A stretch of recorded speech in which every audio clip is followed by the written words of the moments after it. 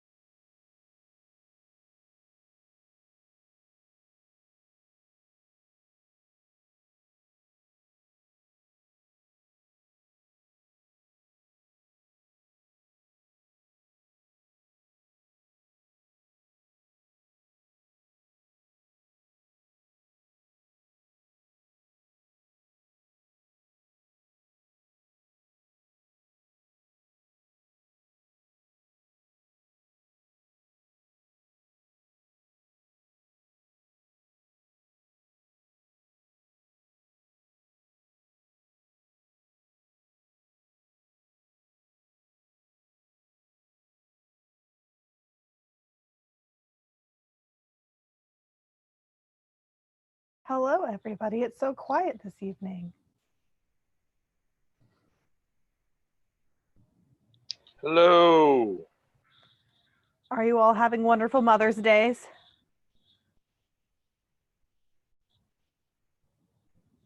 Nice.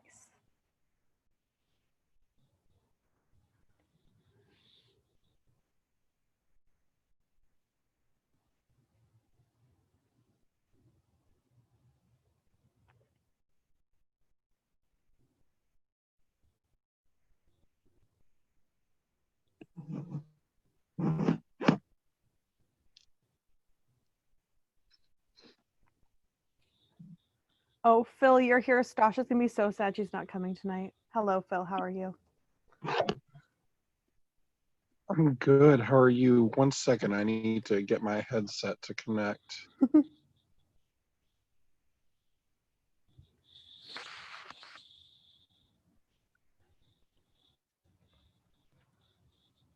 All right. I did drop the slides in the chat. We'll get started in about a minute since it is now 5:30 my time, 8:30 for some people, or 6:30 or 7:30, depending on where you are.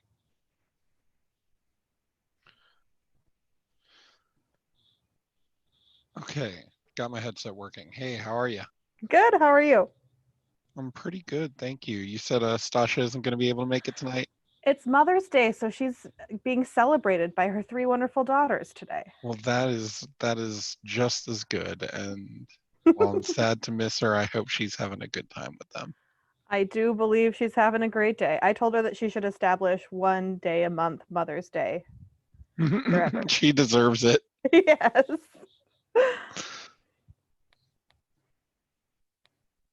She definitely does.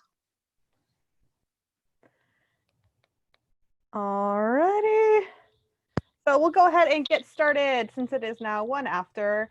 And I think we know. should wait a second because it seems like there's a whole bunch of people that are just starting to join. Oh, okay, cool. I don't have the participants window open. My B. Yeah, we've only got 15 in here so far. I know, although it is Mother's Day, so I expect us to have a smaller crowd.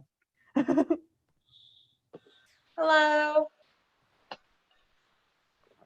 Hello.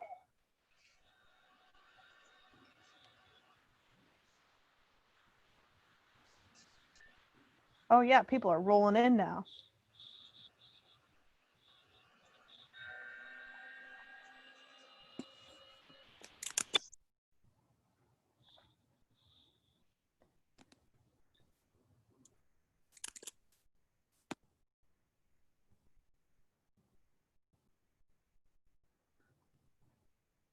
All right. Hi, Brenna. Hi. Who says hello? Is it Eileen? Who else is on here? Hi, Colleen. Oh, there's Hugh. Who else is on here? Catherine. Oh, Ray. Trickle up. Who else? Angelo. What's going on? I see so many new people. Hi, Chelsea. Hey, Nick. Hi, Eileen. Yay, new people. Okay. Hi, everybody. We are also live on YouTube. Ooh, hi, everybody on the YouTubes. Oh, my goodness. All right. Are we going to start now? People are slowly trickling in now. Yeah, I think it's slowed down, so. Okay, cool. I'll go ahead and start sharing my screen. And welcome all to our Mother's Day version of the Humanity First Movement's weekly Sunday volunteer meeting. There's a link in the chat. I will drop it once more. So you all can, oh, never mind. Andrew just did it. Perfect. Thanks, Andrew. Let's go ahead and get started. So the agenda for tonight, we'll review the format of this meeting. We changed it about 2 months ago, maybe, but we'll just run over it really quickly for everybody else that hasn't been on yet. We'll do an overview of what this group is for anybody that is new. We'll hear some reports from working groups, hear from our coalition spotlight, get an update from the board, and then we will have plenty of time at the end for open discussion. After the end of this call officially concludes, which is we cap it at 1 hour. So in 56 minutes from now. Then it turns into a hang, so y'all can hang out and chat and do your thing. But the format for this meeting, we try to start 1 minute after just to respect everybody's time. Each working group will have 3 to 5 minutes to present. A time warning will be given at the 4-minute mark. Do we have a timekeeper for tonight? Is somebody willing to do that?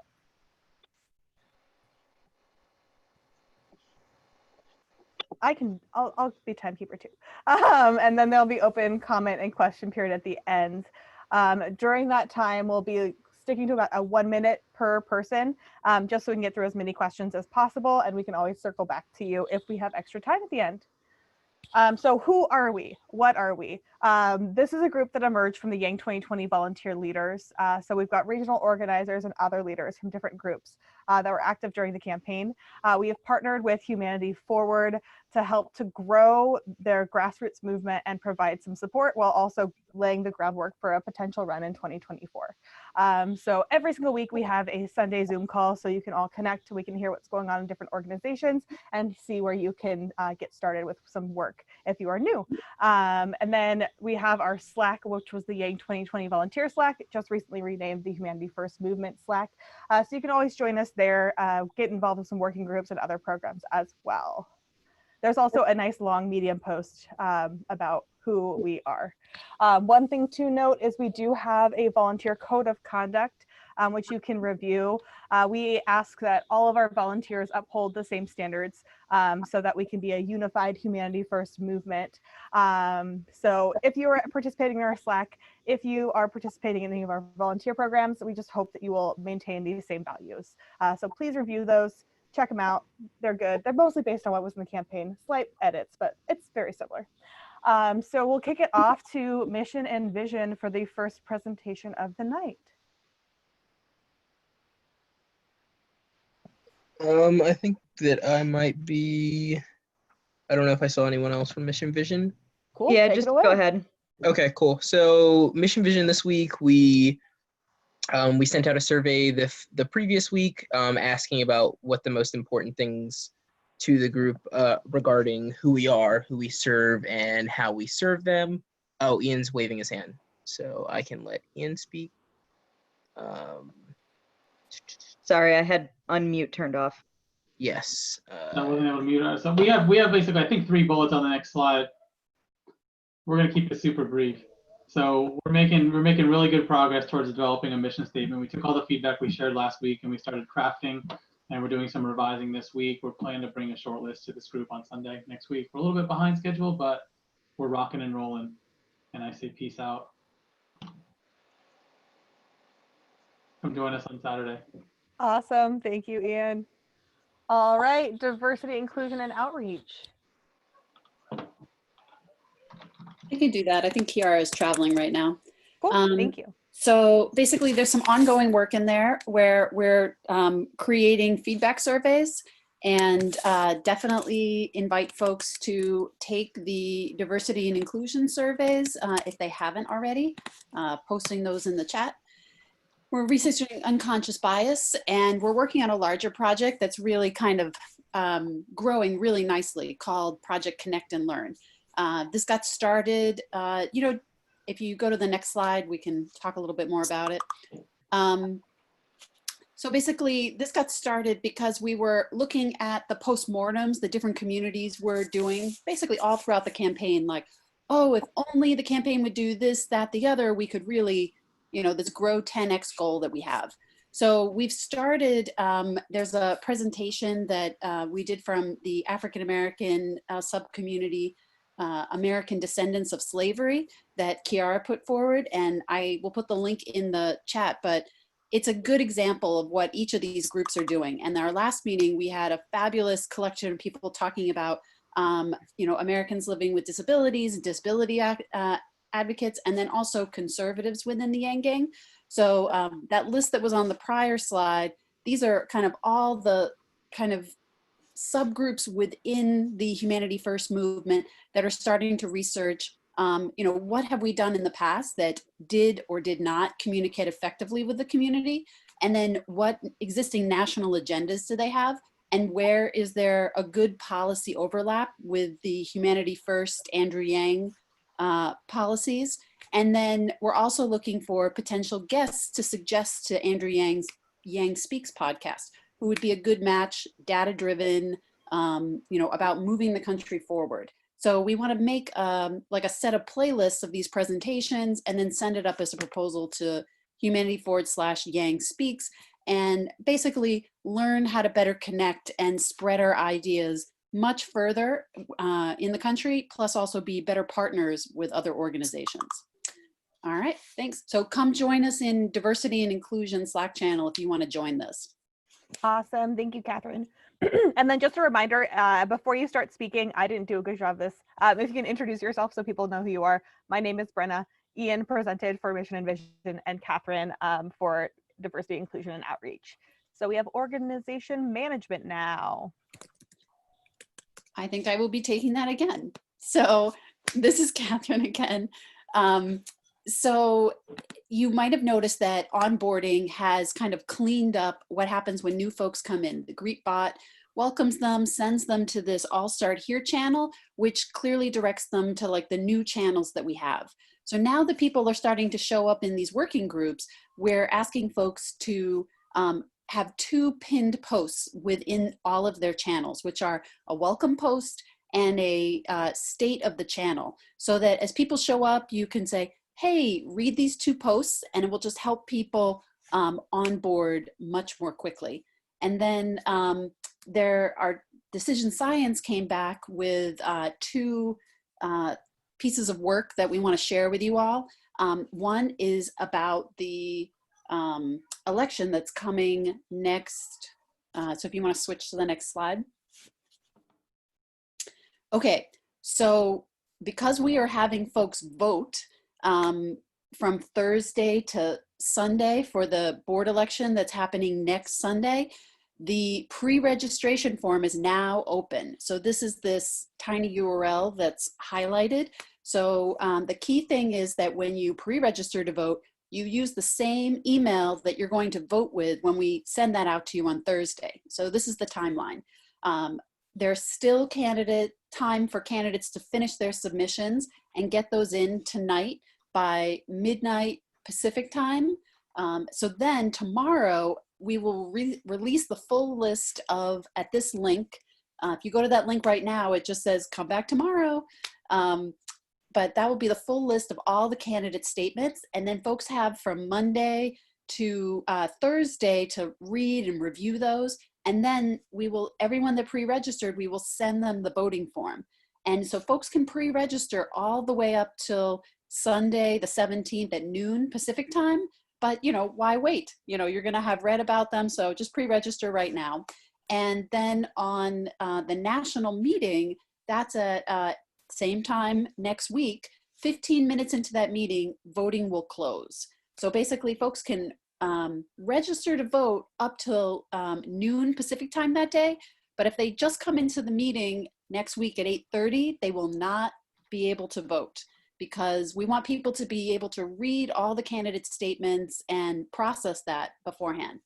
Also, if candidates cannot attend next week, they are not eligible. So even if everyone votes for them, if they're unable to be here next Sunday, we decided that, whether it's a last minute thing or a planned thing, there's going to be another board selection coming up on the 28th of June. We're just definitely rolling through board members, as this is, 5 are changing over at this time, 6 will be changing over in June. I mean, basically anyone that wants to be a board member, pretty much, we're going to go through board members because it's such an aggressive time commitment, and, we're just growing this movement.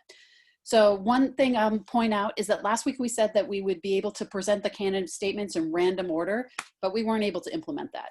So that's like a small detail. All right, thanks.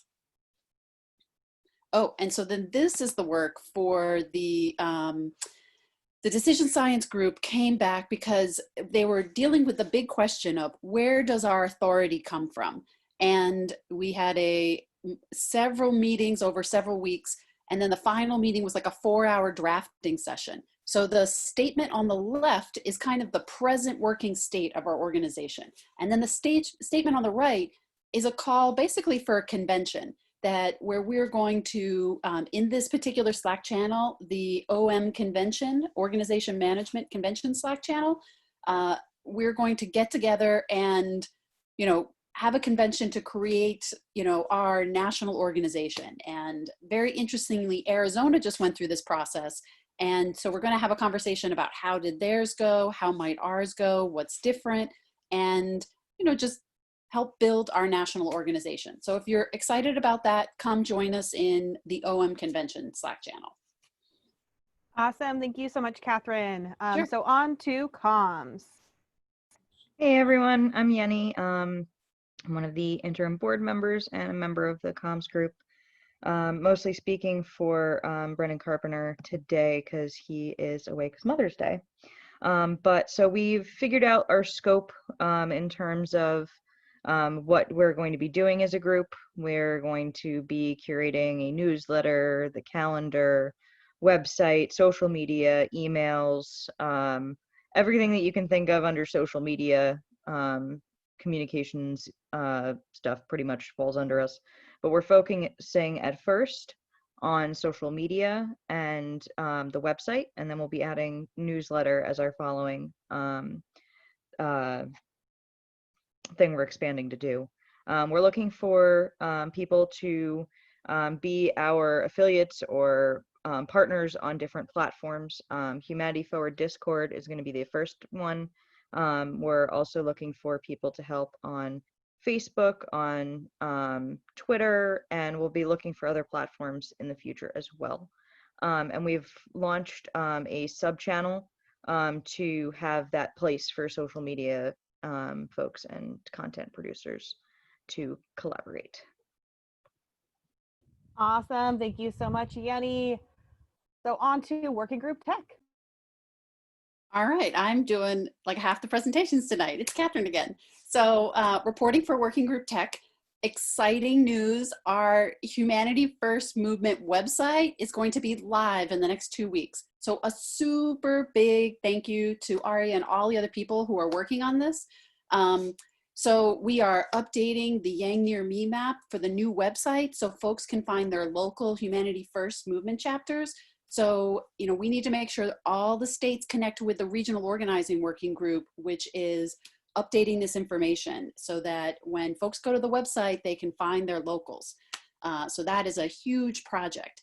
And then future plans, we're looking to offer subdomains to the states. So it would be like your state abbreviation .hfmovement.org.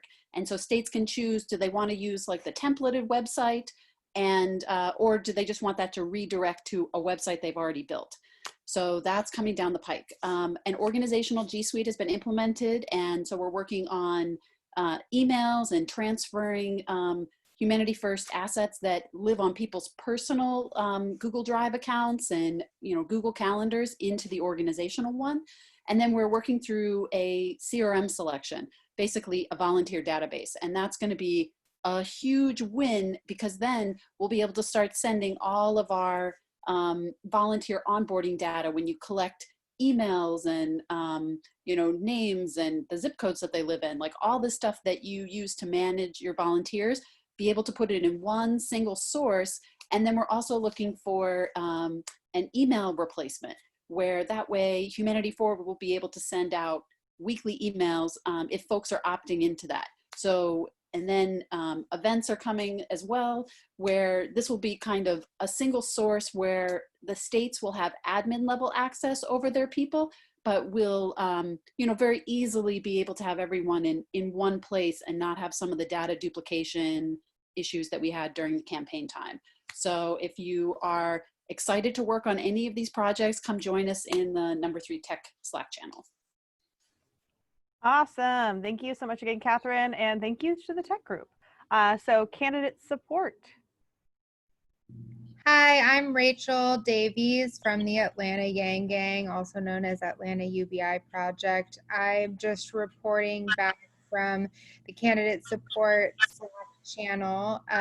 In accordance with what we proposed last week, we updated the Slack channel just to reflect that we're, for the time being, delegating candidate support volunteer activities to Distributed Forward. But the Slack channel is still open for discussion and for advertising volunteer opportunities in the candidate support domain.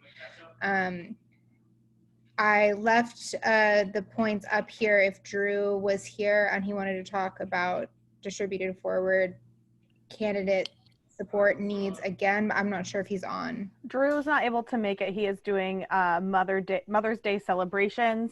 Not If I can cover this if you, unless you Sure. would like. Okay, cool. So current candidate needs, there are 4 candidates that are hitting it pretty hard over in distributed forward. There are definitely other candidates that are also needing some help too. But right now we've got Heidi that's running in Oregon, David Kim, Jermaine Johnson, and Badron Khan.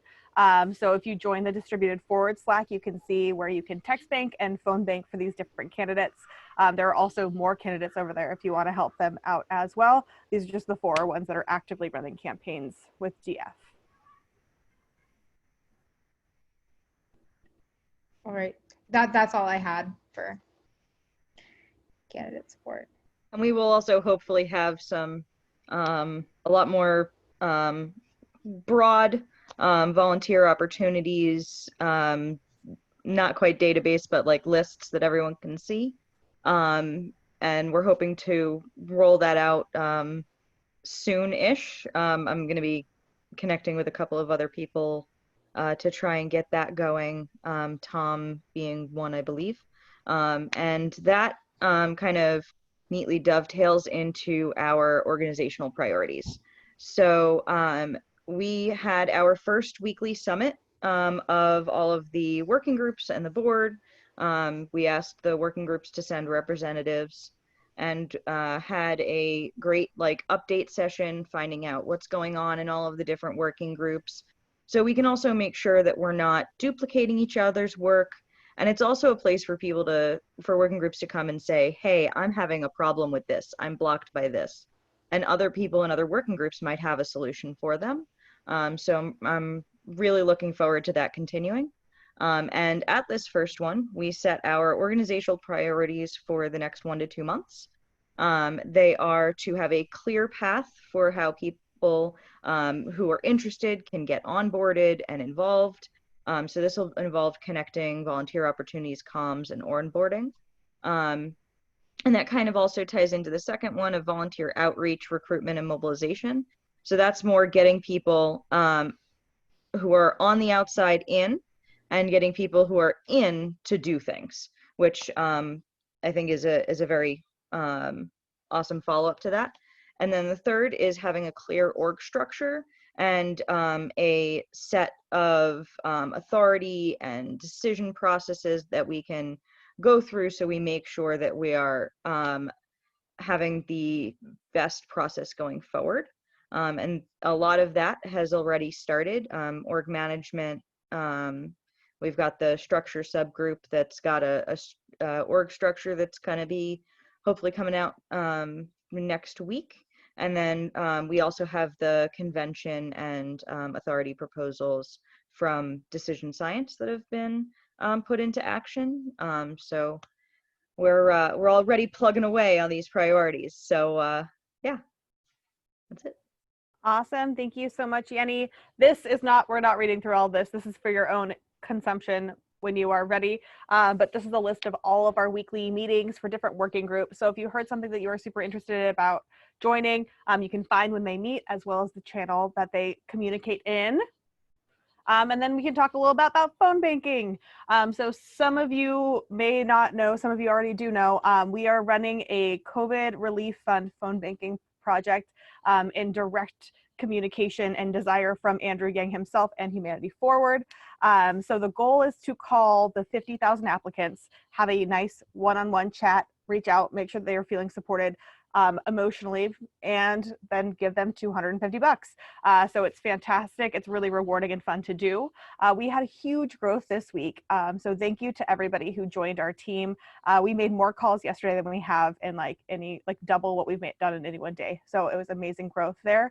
Self-onboarding should be launched early this week, so keep your eyes on Slack. And then if you are interested in joining, or if you are interested in, or if you know somebody who's interested in joining, please share the tinyurl .com/relief caller. That way we can send them that self-onboarding as soon as we have it launched. They don't have to be in our Slack channel yet. They'll get that directly. So we are super excited to grow some more this week. We hope that the self-onboarding process will help to help us grow even more. If you're interested in joining, we would love to have you there with us. Cool. Who wants to talk about volunteer opportunities? That would be me. So we have, in addition to the relief calling, we're looking for Humanity Hang moderators. We're not necessarily seeking a whole bunch of people. If you're looking for something to be involved with and you're not sure, go to the relief calling. That's a far more urgent need.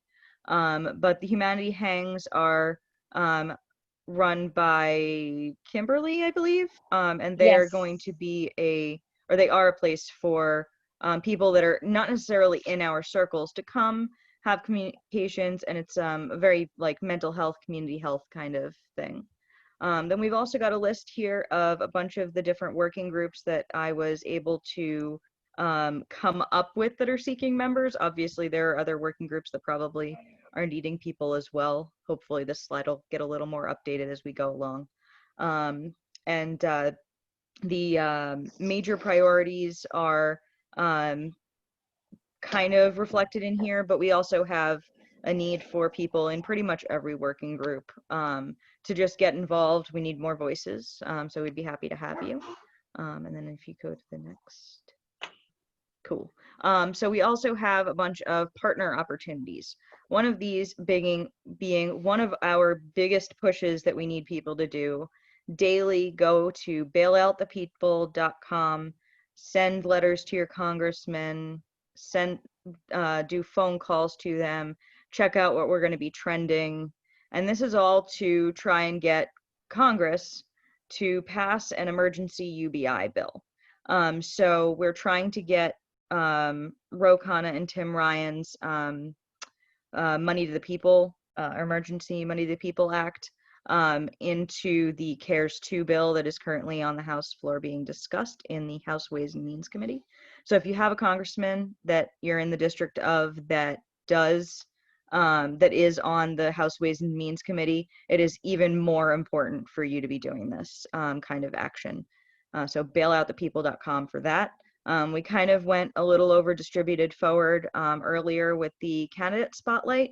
That is where we are currently doing all of our candidate volunteer work, doing phone banking, text banking. And there's also a little bit of a community building on there for candidates as well. And then we've got Young Americans Coalition for Unity. It is the evolution of Youth for Yang, and they're doing great things with masks. And trying to get everyone energized and being active in politics from a young age. So I think that is it for volunteer opportunities. And I believe we don't have a coalition spotlight today. All right. We do have Chelsea talking about COVID-19 impact and response. Chelsea. Hello. Hello. What's up, Joe? Hey. So, yeah, I wanted to talk about what basically Shake Up Congress, this protest and car parade is, and to give a little background. So 2 weeks ago, organizations such as Humanity First Movement, Humanity Forward, Economic Security Project, Income Movement, Fund for Humanity, US Big, and Justice Collaboration Initiative, or Justice Collective Initiative, I think, have all been working together to basically make this emergency UBI happen. So 2 weeks ago this started, and we had this huge 48-hour push because we heard that it fell off the table.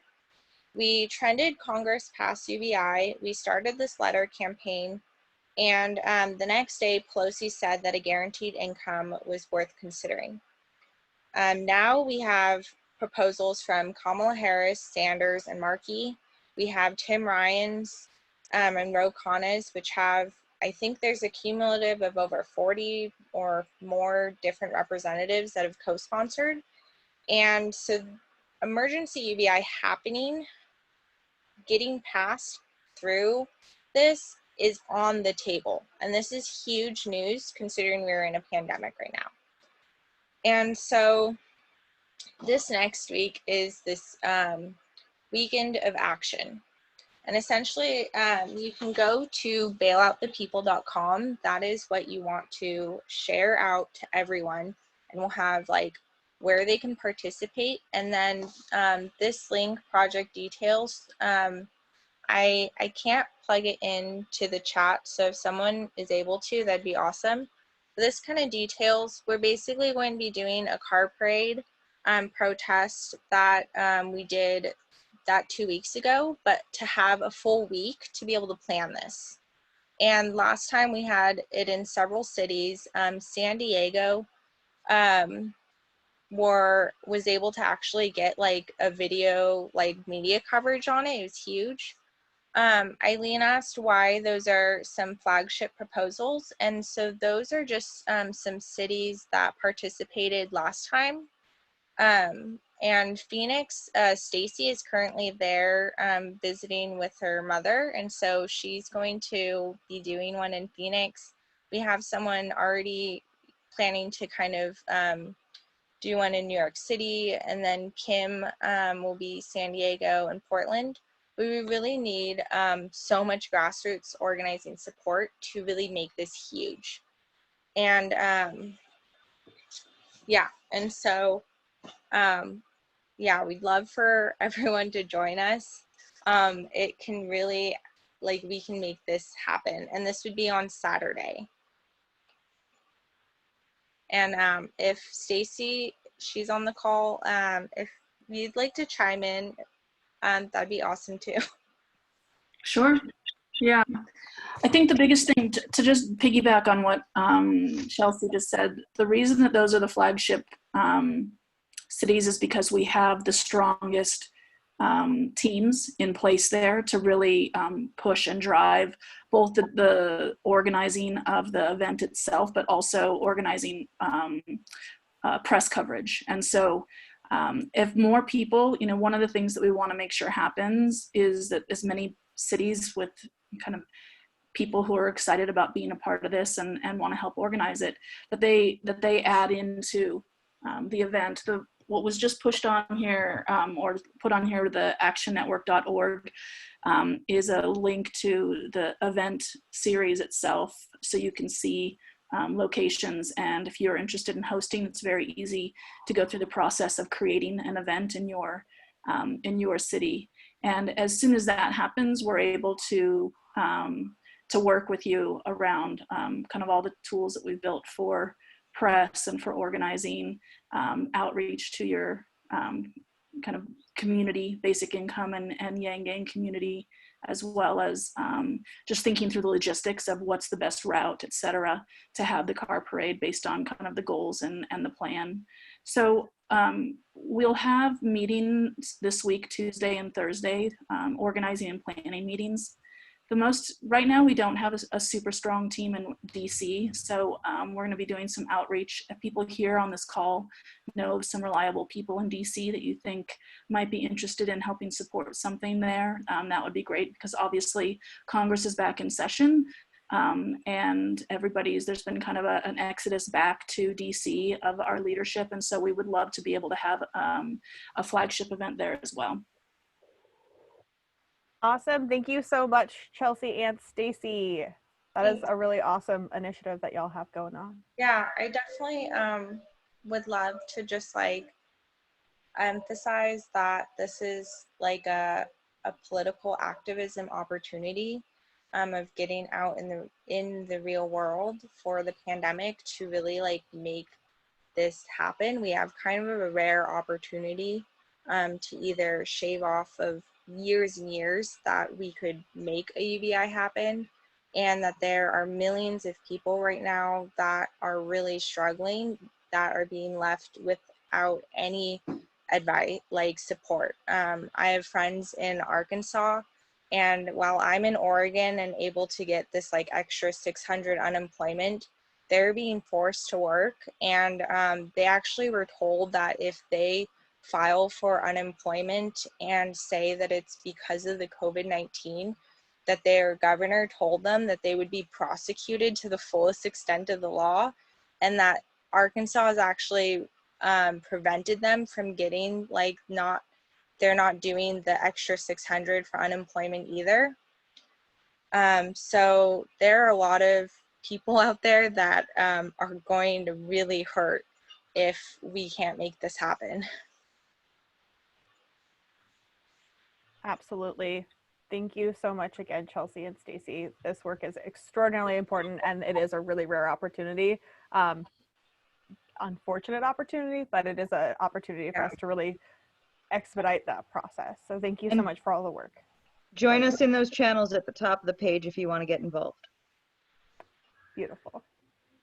All right. So our coalition candidate spotlight tonight is I think that's the next slide.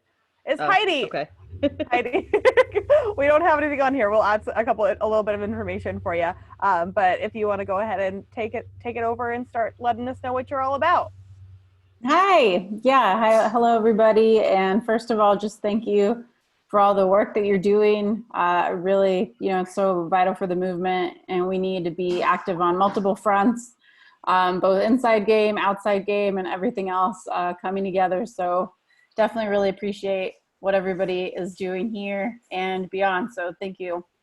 So my name's Heidi Briones, and I'm running for Oregon's 1st congressional district, which spans all the way from the Pearl District, all the way to the coast in Astoria, through suburban areas, and down through rural areas as well. So it's a very diverse district in Oregon. I've been running since right after Andrew Yang suspended his campaign. I was involved in, volunteering for Andrew Yang in a few different capacities, and just a basic income advocate for a few years before that. And my story is pretty similar to most people's of my age and my generation. Essentially, I'm one of the normal people that Andrew talks about. Essentially, the economy that was promised to myself and us and others just wasn't really there for me when I graduated from university, like so many people experienced. Being that as it may, I still had, a great life. I decided to go and teach English abroad rather than go to law school. With the economy going down, I figured, well, now's a good time to learn how to teach. So for the better part of a decade, I was an educator and an English teacher in Taiwan, South Korea, Los Angeles, and San Francisco. While I was in San Francisco, I got introduced to the gig economy. I was a Lyft driver on the side because being a teacher just doesn't pay enough, sadly. So I was still out there, learning about technology and how things work. Eventually it led me to working on a production line at Tesla and learning firsthand about automation and how jobs are being automated at multiple different levels, whether it's retail to actual production as well. So that's when I got deeply into basic income as more of like not just an academic concept, but actually an activism concept and something that we could actually make happen. Which led me to Andrew Yang, of course, and getting into the campaign. So when he left, my initial reaction was to get very sad, but then turn that sadness into some kind of action. And I felt compelled to run in my district. So I've been running a very successful campaign, I think, with very limited resources. I work full time. I actually work in the health insurance industry.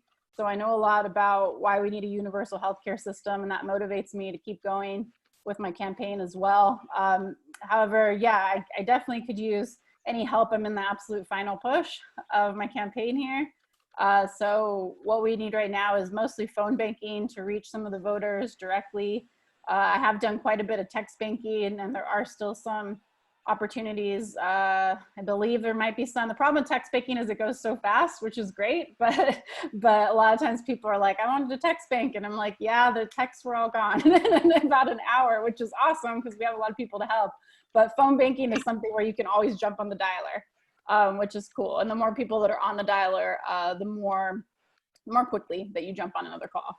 So essentially, I'm just trying to reach as many voters as I can with the message of universal basic income, universal health care, and democracy reform. and talking to them and hearing them, having them hear my story is very powerful. So that's essentially my background and who I am. And if you can't help me, it's great because it's the final push. People are mailing in their ballots right now in Oregon. And I believe the 12th is the deadline to actually mail it in. After that, you're looking at dropping it off, which you can still drop off on May 19th, but I'm at the final push. So any help would be awesome, but just thank you guys for what you're doing. And I'm happy to help you and be involved any way that I can. So I'm just happy to be here. Awesome. Thank you so much, Heidi. And Yenny put in the chat that Heidi2020.com/call is how you can make calls.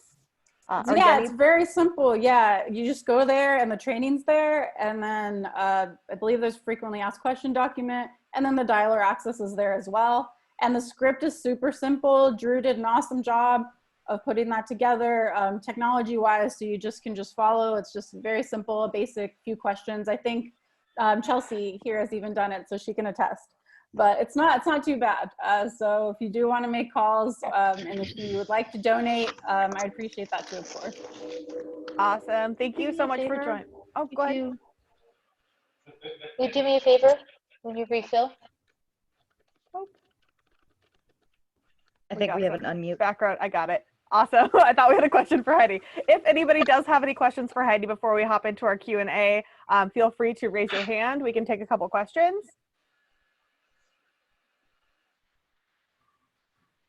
Let me see.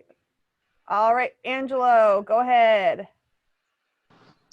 I just wanted to ask, how are the numbers looking so far, the poll numbers that you've seen? Polls for my race? Oh, I wish we had polls. No, we don't have any polls. I looked, and even, I mean, in 2018, I think a couple districts ran congressional polls, which I'm sure were commissioned by the incumbents because they were probably scared and wanted to see what was going on. But yeah, we don't have any polls. If the incumbent with a lot of money doesn't commission one, it's very difficult to get one done because you essentially have to pay a marketing company quite a bit of money to do it. So unfortunately, I don't know where I'm standing right now. I have to just go based on data that we have. I mean, I get about 300 unique visitors to my website every day. So that's cool. We have really good Facebook ads going on, Facebook and Instagram, showing good results and click-through rates. Those are the data points that I have to work with. So overall, what I'm seeing looks positive, but I wish I knew where I stood exactly. Awesome. Any other questions for Heidi? All right. Well, thank you again so much for joining us. If you have time this week, folks, make calls for Heidi, Heidi2020.com/call. Oh, no, okay, sorry, I was reading the chat at the same time. But thank you again so much, Heidi, for hopping on and joining us this evening and sharing a little bit about your campaign. Yeah, thank you guys. Thanks for having me, and keep doing what you're doing. And I definitely, want to get more involved when I'm not actively campaigning in a lot of things. So just, I'll keep plugged in. So thank you so much for having me. Awesome. Have a good night. So we are to the final section of our call for open comments, questions, concerns, thoughts, feelings, all that good stuff. We have a whole 18 minutes for this, so we can get 18 hands through if we all stick to 1 minute. But if you would like to speak, you can raise your hand. In order to do that, if you've not been on one of these calls before, at the bottom of your screen, you should see participants. And then there's a raise hand button that you can do as well. And then also you can drop it in the chat, or you can wave your hands like this and we will call on you too. Colleen, you've got a hand.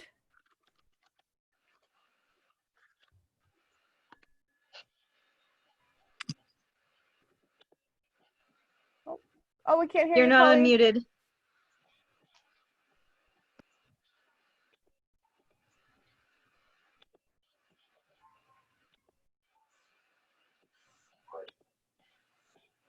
I got you. You're on now. Okay, thank you.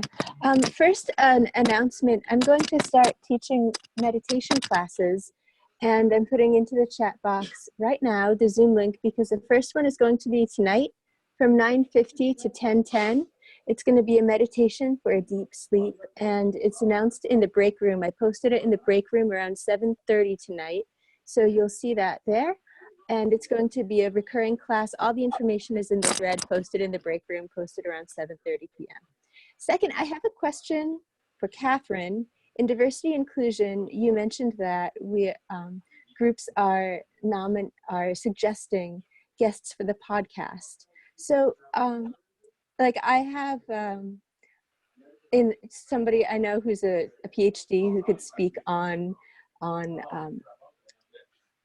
like disability and some of the advocacy, and I've reached out to him. He's interested.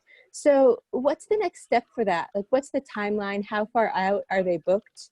Are they flown in? Do they need to make their own travel arrangements to go to New York to be on the podcast? Like, I don't know what expectations to share with people who I could be inviting, or suggesting to the podcast. So can you tell more about that? Yeah, that's a good clarification. So basically, this is something that we don't have a connection with Yang Speaks. We're kind of building this as a proposal where, we're going to submit it up to them. So at this point, I would say it's probably not, the right move to like reach out to potential guests. It's more like we're thinking of like, what is the reason why these would be great potential guests? And then we send it up to Yang Speaks, and then they'll choose. So in some ways it might not create such a good bridge if we say, oh, we'd love you to be on this podcast, and then they don't invite them to be on the podcast. But if they do invite them to be on the podcast, it seems like they're doing it remotely, where they're connecting with people, the same way we're not necessarily probably Zoom, but something very similar to that, I think. So if I brought people to Thursday night's meeting, then do you know if like Friday, Saturday, we'd be able to send some of that, their bios, their website to, you said is Upstate to that, or is that it's not on a timeline rolling into motion so soon? Yeah, I'd say for everyone that's listening into this, like our plan was, so each of those groups, we are kind of creating a pinned thread and then having a conversation, and then in our Thursday night, 9 to 10 p.m. Eastern Standard Time, so earlier for those of you who are further west than Massachusetts and East Coast time.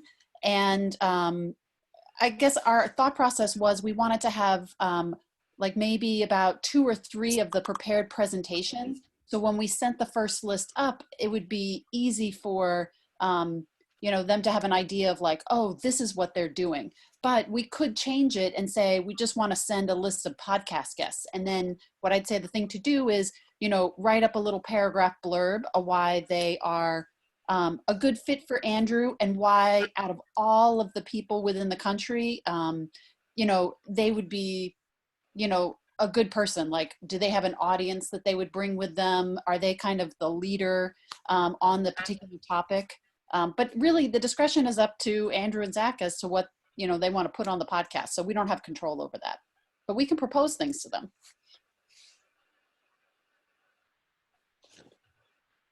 Cool. Does that answer your question, Colleen? Could I encourage them to like tweet Yang and, see, like, sure. They should establish a connection? Yeah, I think it's Yang Speaks is the podcast, and I'm gonna check on Twitter real quick and see if that's tweet handle. But yes, if they want to tweet directly and say, "I'd love to be a guest." Yeah. Thank you. Sure. Awesome. I don't see any other hands. Do we have any other questions, thoughts, feelings? I don't want to voluntold anybody, but Jim, I would love to hear a little bit about the proposal that you got through if you wanted to speak. You don't have to if you don't want to.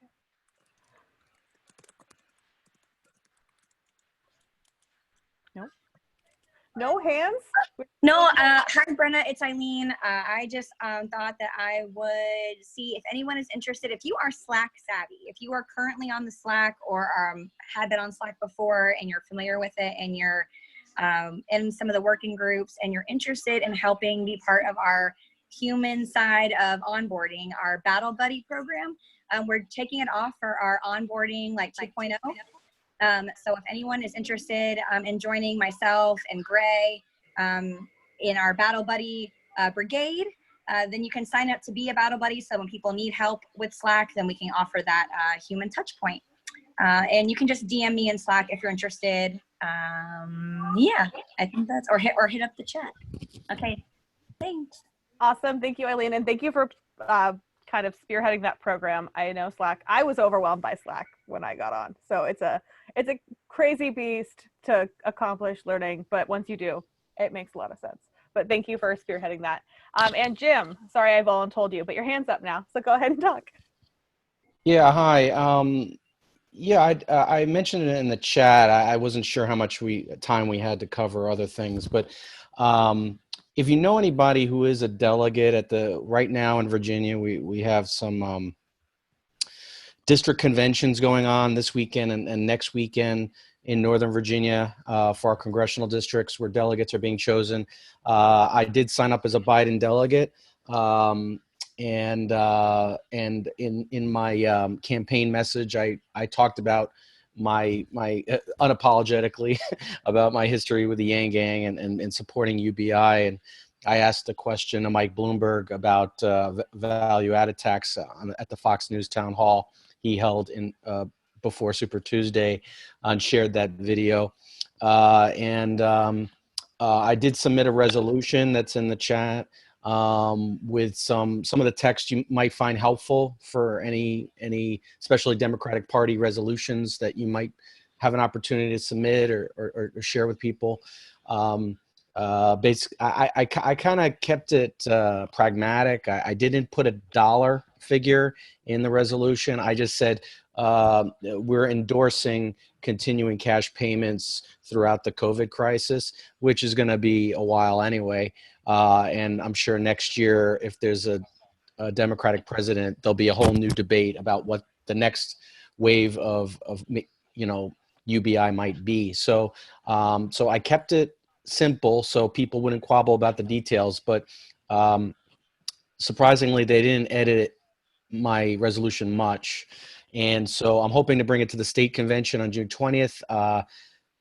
I'm not sure how many other conventions around the country we can get it in, but I figure this is a good start. If we can get it passed by Virginia. Virginia is a purple state. It's kind of it's a swing state. So if we can get some messages like this approved at this level, on the state level, I think that can help build momentum within the party for similar proposals. I've submitted DNC resolutions before and got them passed. Usually they're not too controversial, but I'm hoping that through this process we can maybe set ourselves up for the DNC platform, including some kind of UBI message. So anyway, if you have any questions about that stuff, feel free to hit me up in the chat, and hopefully I'll have an update on whether I became a DNC delegate. Hopefully I'll find out tomorrow. Awesome. Thank you so much, Jim. That work is exceptionally important. So I really appreciate you doing that and being a resource for folks that are interested in doing the same. So thank you so much. All right. Any other hands? I'm not seeing any other hands. I didn't see a hand, but I was hoping if I could pressure Kimberly, if I could volunteer her as well. Stuff.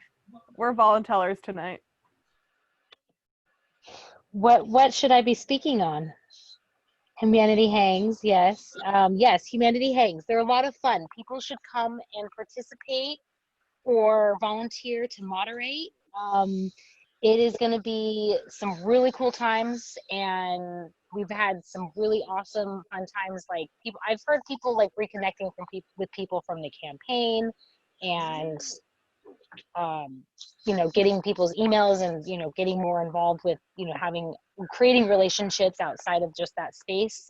I ended up with somebody randomly in the same room that I had the very first hang, the last one I was in. So every once in a while you get some repeats, and then you're like, oh, how are you? Let's catch up. I have invited a lot of people from these hangs into our workspace. So every time at the end of each hang, I'm bringing in, and I know all the other moderators are also tagging in any number of people and popping their emails in, and we're bringing more people on board. So I encourage everyone to participate in it. It's a lot of fun to just relax and hang out and talk, let the conversation flow. We are toying with doing a couple of like more structured things, but we're definitely going to feel everybody out on that stuff and see how we move forward. So please come and hang out. Awesome. Thanks so much, Kimberly. All right, we've got Chelsea, and then we have Burke, and then Angelo. We've got hands down. Hey, yeah, I just wanted to, I realized that the link for kind of like Shake Congress up, I couldn't like open and share, but I wanted to like connect the dots of what exactly like we, Kimberly, myself, Liz, and Stacy have kind of like worked on is the Shake Congress up is every day leading up to it at 5 p.m. to signal to the like 9 to 5. We're going to be taking like an empty like piggy bank or empty can and basically like shaking it with coins outside our apartments, like make noise to tell people that we all deserve like recurring cash payments. And then that action will kind of like we hope can grow and kind of build a community effort. And then for the UBI car parade, we're going to be taking them and kind of doing like a human story memorial on Congress, like on any of the government buildings, like doors or front steps. And we'll be printing out the letters that we've all been signing and sending them to then like leave on their steps. And yeah, I really like think that we could really shock Congress this way in kind of like the contrast to these protests that we're seeing.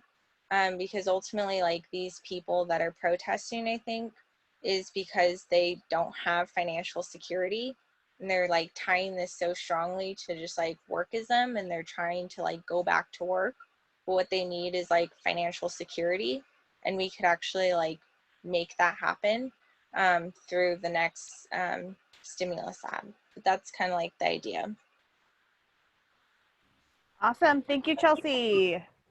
So Burke and then Angelo. Hello all. I was just coming in real quick just for the viewers that are following my campaign. I was just going to give you a little bit of some updates. I've been living on the phone. I basically got the numbers for the close to 3,000 people that have voted consistently in the last 3 primaries, and I've been going through the list one by one. One of the advantages of running for a smaller state level than a larger congressional level is within the next 2 or 3 days, I'm going to get through that whole list. And I've had some remarkable results. I'm sure some people might be just telling me what they think I want to hear, but once I get about 3-4 minutes of somebody on the phone, most people are agreeing to vote for me. And the ballots have arrived here in Nevada. I personally got mine yesterday, and I did check, and yes, my name is on it, and they even spelled it correctly. So I'm just sort of happy to report that, I'm essentially now doing this single-handedly. Instead of going door to door, I'm just going phone number to phone number. And so far, I've had some really good results. I probably had over 300 people at least that say they're going to. And I also have a small advantage, which, it's kind of a weird one, but it kind of is. And the incumbent from before, for 3 years in a row, not the one who's on right now, but previous to that, he was very loved. We share the same last name. Now, I do have to tell people, yes, I have nothing to do with him, and we're completely separate people, but a lot of these people are quite elderly, and I have a feeling I have just an advantage on name recognition, which is probably not politically correct to say, but it's the truth, and I've heard it a lot since I've been on the phone. But that's basically it, and thank you. Awesome. Thank you so much, Burke. And great job making all those calls. I know that it is extremely important, but also extremely draining. So great work doing that. And best of luck in your election. I'm really excited to get to see multiple UBI candidates up for election in the next like week or so. It's really pretty awesome to see. So Angelo, your hand is up. We have 2 minutes left and then we turn into a hang. So go ahead and take it away, Angelo. Okay, just going to give you guys an update on what's going on with the Yang Gang Goes to Congress working group. So we just added Carl Winterquist. I don't know if you guys are familiar with him. He's one of the foremost authorities on economics in the country. So we just got him added to our speakers list, as we do have Scott Santons locked in. So we're going to be moving forward with getting everyone the areas that they're going to be speaking on organized, and we're going to start doing rehearsals coming up in the next couple weeks. Awesome, Angelo. Thank you so much. That's also, again, I love seeing all this like political activism happening, and actually going to Congress is an incredible undertaking, and congratulations on nailing down 2 incredible speakers for that too. So fantastic work over in Yang Gang Goes to Congress. And you will be on next week's slides. I apologize that you were not on this week's slides. We will fix that for the future. All right, we've got 1 minute left. Colleen, question from Catherine to Angelo is just, is this in front of the House or Senate? And in a committee or what? We're working to speak before the Senate. Awesome. Any other questions for Angela? All right. Before I pass it over to Colleen to close us out for the evening, a couple reminders for you all. 1, if you want to run for a seat on the board, our election is next Sunday, the 17th. Please submit your application by midnight tonight, Pacific time, not Eastern time, to be put on that ballot. And then the other reminder that I had was, it's Happy Mother's Day to everybody who is a mother of humans, of pets, of plants. Happy Mother's Day. And then Colleen, go ahead and take us home.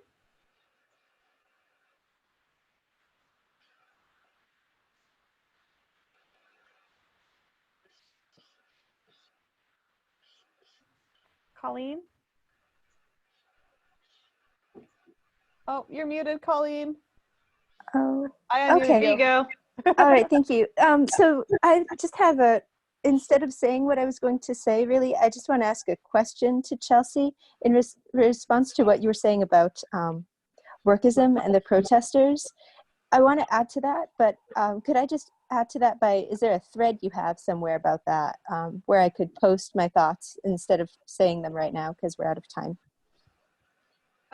I haven't made kind of a thread about that, but I do know we have some people also that are kind of working to coordinate like how we can basically get conservatives like on the side of UBI. And so Fun for Humanity with Giselle Huff, she's been kind of interested in that, along with like James Treacle, and you could post that in the Congress UBI War Room chat or Slack channel. Okay. Congress UBI War Room. Yeah. All right. Thank you. Of course. I'll add that channel. Beautiful. Thank you all so much again. Hang out after if you choose. Happy Mother's Day. Have a fantastic rest of your evening, and we'll see you next week. Bye-bye. And remember to vote. Bye. Voting's important. Bye, Yang Gang. Happy Mother's Day. Happy Mother's Day, everyone. Happy Mother's Day, everyone. Yeah, thanks for getting on a call tonight. Yeah. And making that happen.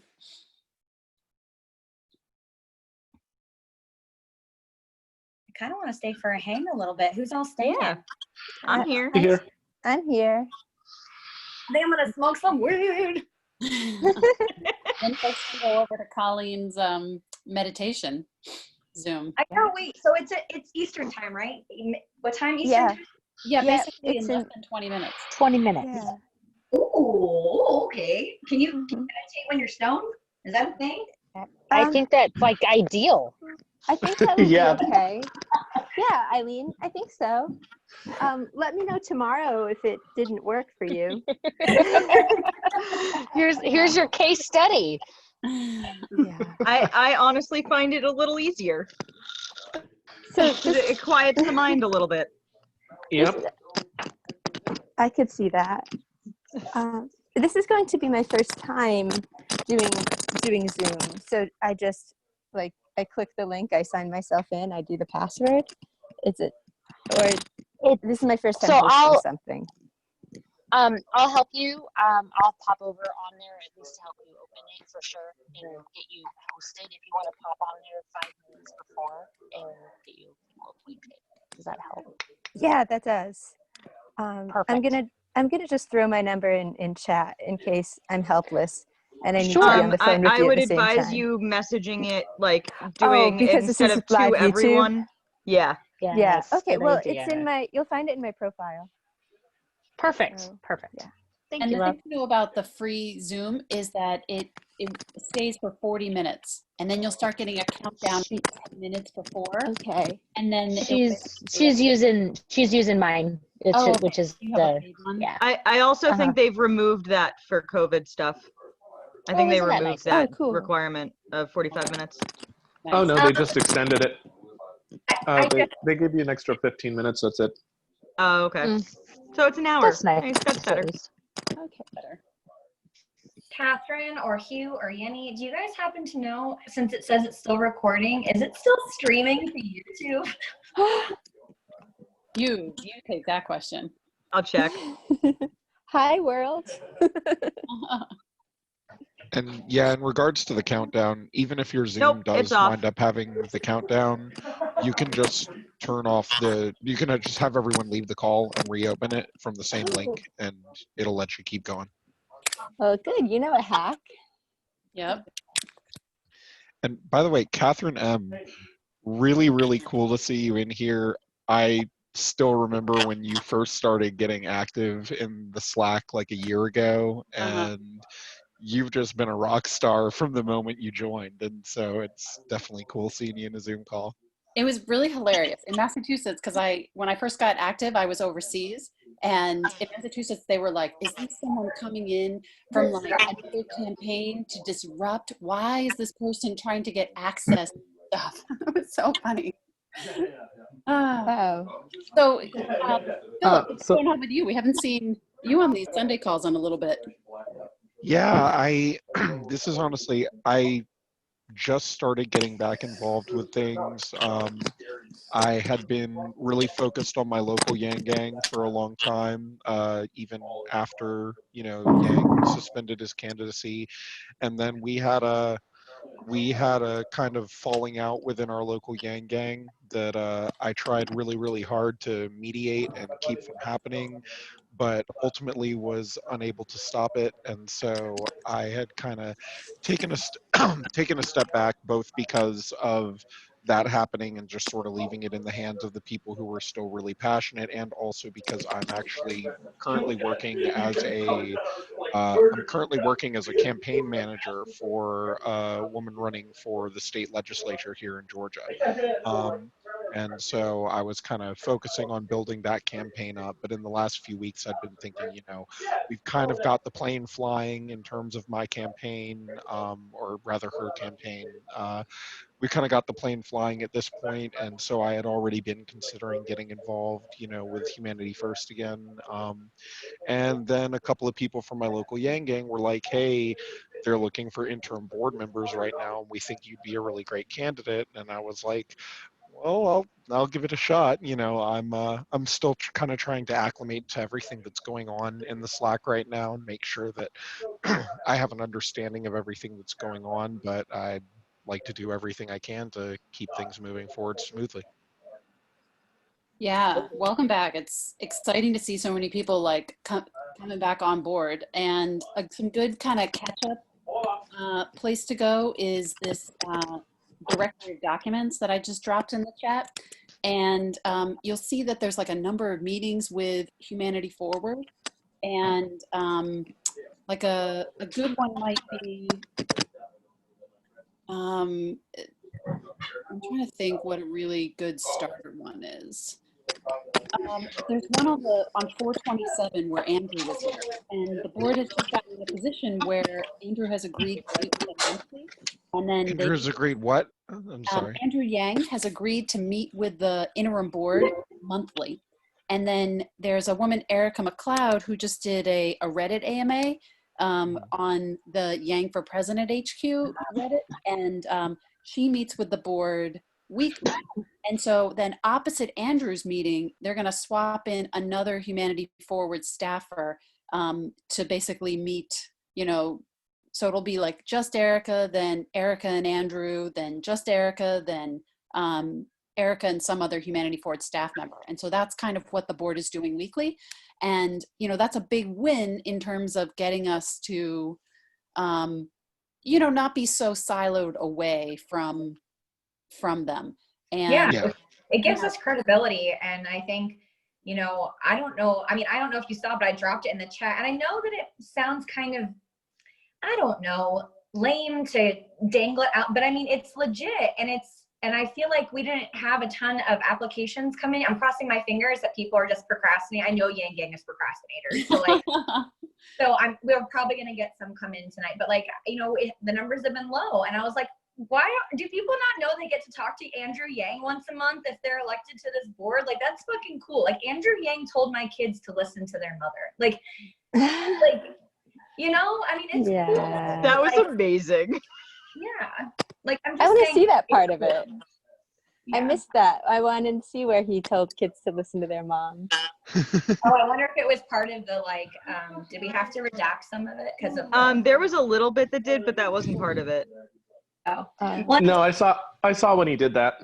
You did? Oh, Chelsea is still in here, and Kimberly is still in here. Burke, you're still in. Burke, I'm so excited for your race. Who else is still in here? Carlos from Illinois. I don't really know you, hun. Carlos is kicking butt on the email team. yes, Carlos and the email team, like that's one of the best things the board did. The very first time they met with Erica McLeod for Humanity Forward, they were like, what do you need?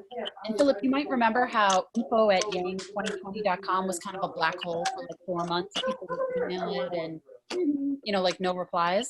Like that email team got themselves stood up in like 2 days, and like within a week they were like dug in. And so now when you email info@movehumanityforward.com, it like goes straight to staffers, they get replies, and you know, it's amazing. And so that That's email awesome. team is like a big part. And plus like the COVID relief callers, those 2 teams of volunteers are a big part of why Humanity Forward looks awesome right now. So it's like our partnership is coming together so well. And this is like such a great time for people to dig in to be on the board, because like getting those meetings with Humanity Forward set up, getting the email team, onboarding volunteers, the regional organizing working group is reconnecting to all the state and locals, and the tech team is about to launch the website and put out that, you know, what used to be the Yang DMV map, but you know, the ones that have kind of reawakened, putting them on the map so people can start, you know, rejoining their locals and doing the real work, That was my son. spreading the ideas that we want further, because we basically have 2 years before, you know, the presidential campaigns start going again. And, you know, whether or not Yang's running, or basically we're forcing all the candidates to take on our ideas, you know, we have such a great window now. And We really it's do. exciting to see how many people are here and doing work. We also And have so- all of the Senate campaigns that come up in 2022 too, which Mhm. I think will be amazing to see. I think it would be freaking awesome if we could get a senator that was UBI from our crowd to get up there, because I think it also would be cool because it would be a thing that we could do that the Bernie crowd couldn't, because they didn't get anyone like the squad into the Senate. I think that we totally, as a group, could get a UBI candidate into the Senate. Well, can I say something real quick? Can I say something real quick? It's going to be a battle with UBI, okay? Because as a candidate, like I said earlier, I've been making hundreds of phone calls. when I mention UBI to the majority of my constituents that are 20, 30 years my senior, they are so against it, it's not even funny. The majority. To the point where I don't actually necessarily mention that is my first thing when I talk to people. I talk about vocational training. That's what they want to hear. I think you should check out Dan in Montana. He's a Republican who is running with a UBI platform.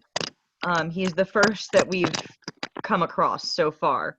And the way he approaches it is not by like, let's do UBI. It's very like back-endy of the UBI would fix these things.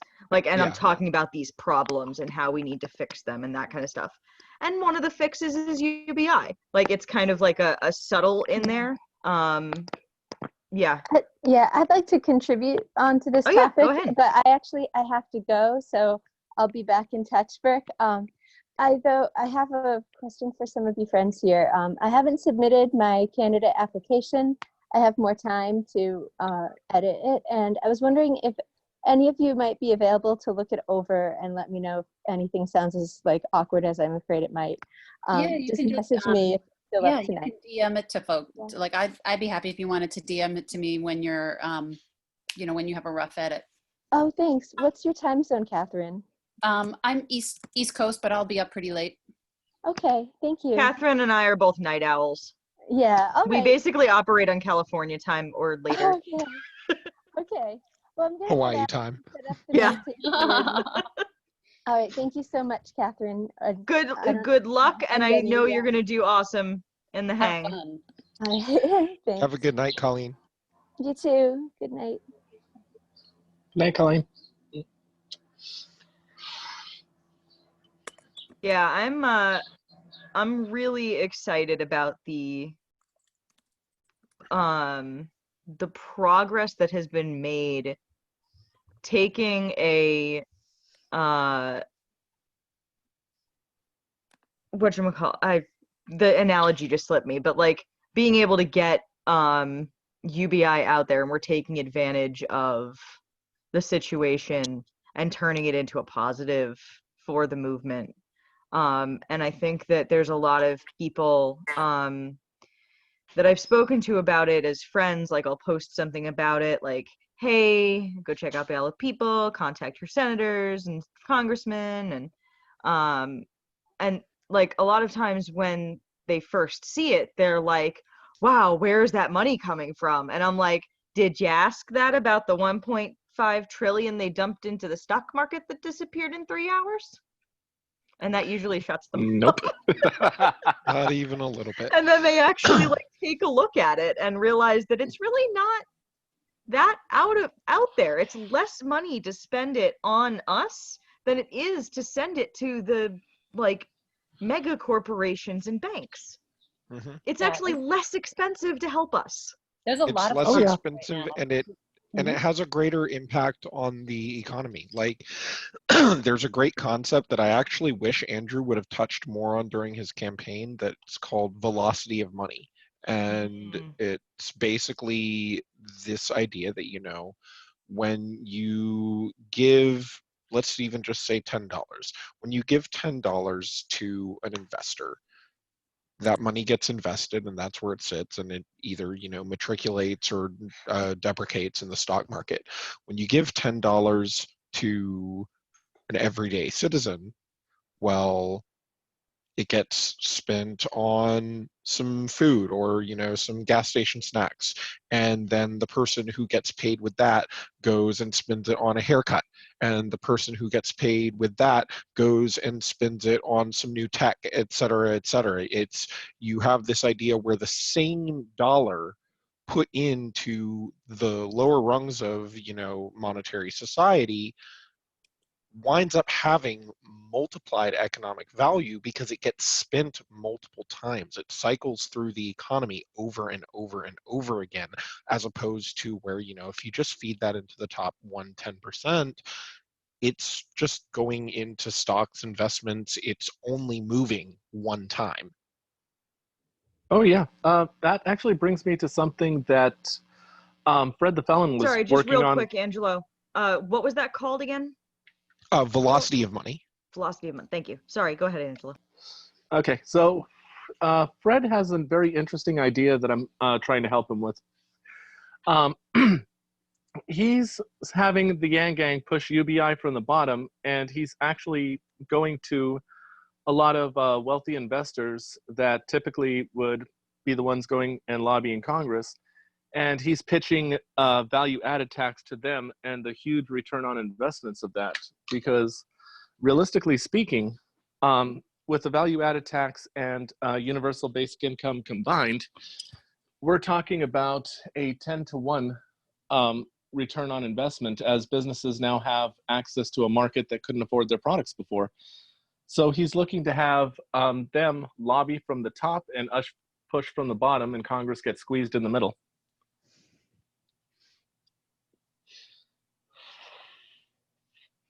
That is awesome. That's really smart.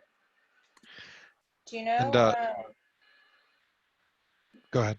Did you say that he's looking? Who's he going to? Just investors? He's looking to pitch this to company CEOs of some of the largest legacy companies that are struggling right now, and big business, basically the people that are the ones who Congress listens to the most, sadly. I have And, a business suggestion. Is there a place for that? absolutely. Do you know the guy who, I mean, he's really popular on Twitter, and I know you're on Twitter, so you've probably seen him, but he's the guy who cut his salary massively and made his company's minimum wage $75,000 a year. Yes, I actually follow him. Yeah, that guy. I think that would be an amazing resource on that end. Dan Definitely. Price, of Gravity Payments. Yeah. Also, Chelsea, I wanted to make a suggestion to Income Movement. There is a company called Lobbyists for Good that actually are made up of professional former congressional lobbyists that are out for hire to the average citizens, and they make themselves very affordable, but they also make themselves available to lobby for a good cause rather than just lobbying for business. So they don't do business with like large corporations or anything. Oh, nice. That is. Thank you. Very welcome. Yeah, if for Gravity Payments, if anyone's interested, I think that they have a really awesome opportunity because so basically like Dan Price, like they received the PPP, so like they're like not really, I think, looking to make money. I mean, they're losing a shit ton, but they like prioritize small businesses so much that they're actually doing now a food delivery service to try to undercut Uber Eats, and they're offering 0% commission and like 0% I think like processing fees. And you can sign up. That is amazing. Yeah, and you can be a small business like champion where you get a referral link, and for a business that signs up with them, you can get $200, or you can donate that to then their credit. But like if that actually worked, and like we have this opportunity, I think, to like make Gravity Payments this company that like processes credit cards, does e-commerce and POS systems like for small businesses and all businesses, to like possibly dominate right now and like be able to run Uber Eats and like Grubhub out of business. I could honestly tell you that if he did that and he brought it to Worcester, he would have at least 50 businesses associated with the Restaurant Alliance here. They're 'Cause I'm in definitely one of their Facebook nationwide. groups, and they are all being killed by these things. Oh, same thing in Vegas with the restaurant business. The Culinary Workers Union would love them. Yeah. No, you could totally like reach out to them. I know, I'm pretty sure they service nationwide, because they're based in Seattle, but they have headquarters in Iowa, and then I think Hawaii, but they're certainly nationwide. Do you have any idea how are they doing like a driver model or?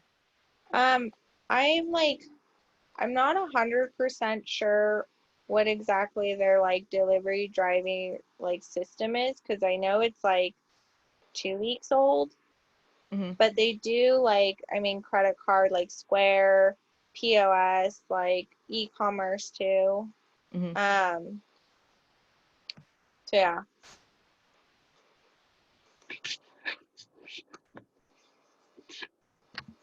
And so I realize this is kind of jumping back a few topics, but I didn't really get a chance to comment after he spoke. Burke, is Burke still here? I want to make sure. We're good. Okay, yeah. So, you know, obviously a lot of us had to kind of gain experience pitching UBI to people of all sorts, and someone was commenting on kind of similar to what I was wanting to say here about that, which is that I think with the older folks, it's very important to, rather than, you know, leading with the concept of UBI, is to really illustrate how things have changed. Because the fact is, the world they grew up in, while sure, it could have benefited from UBI, the world they grew up in did not need UBI the way the world does now. The system has changed, wages have stagnated for 50 years or more. There's a million things contributing to the fact that at this point, the system has overextended itself to the point where everyday working people really desperately need a basic cash infusion in order to actually keep everyone functioning properly. And illustrating that point is the biggest thing for actually convincing the older voters about it. Right. Well, what my point more was the demographics. At least here in Vegas. I mean, I'm looking at my phone list here, and I look at the average age of people I'm calling, and those are the people that have voted consistently in the primary. And 80% of them are, and I'm 46. They're 20 years my senior. Some of them were born in the 20s. Okay, so they're going on their 90s. But those are also, if you see, are the people at least here that vote the majority. Now, as far as pitching people about UBI, have you ever heard of I did a YouTube series when Andrew was running called Rideshare for Yang. I don't know if you ever heard of that. I had close to like 40 something episodes.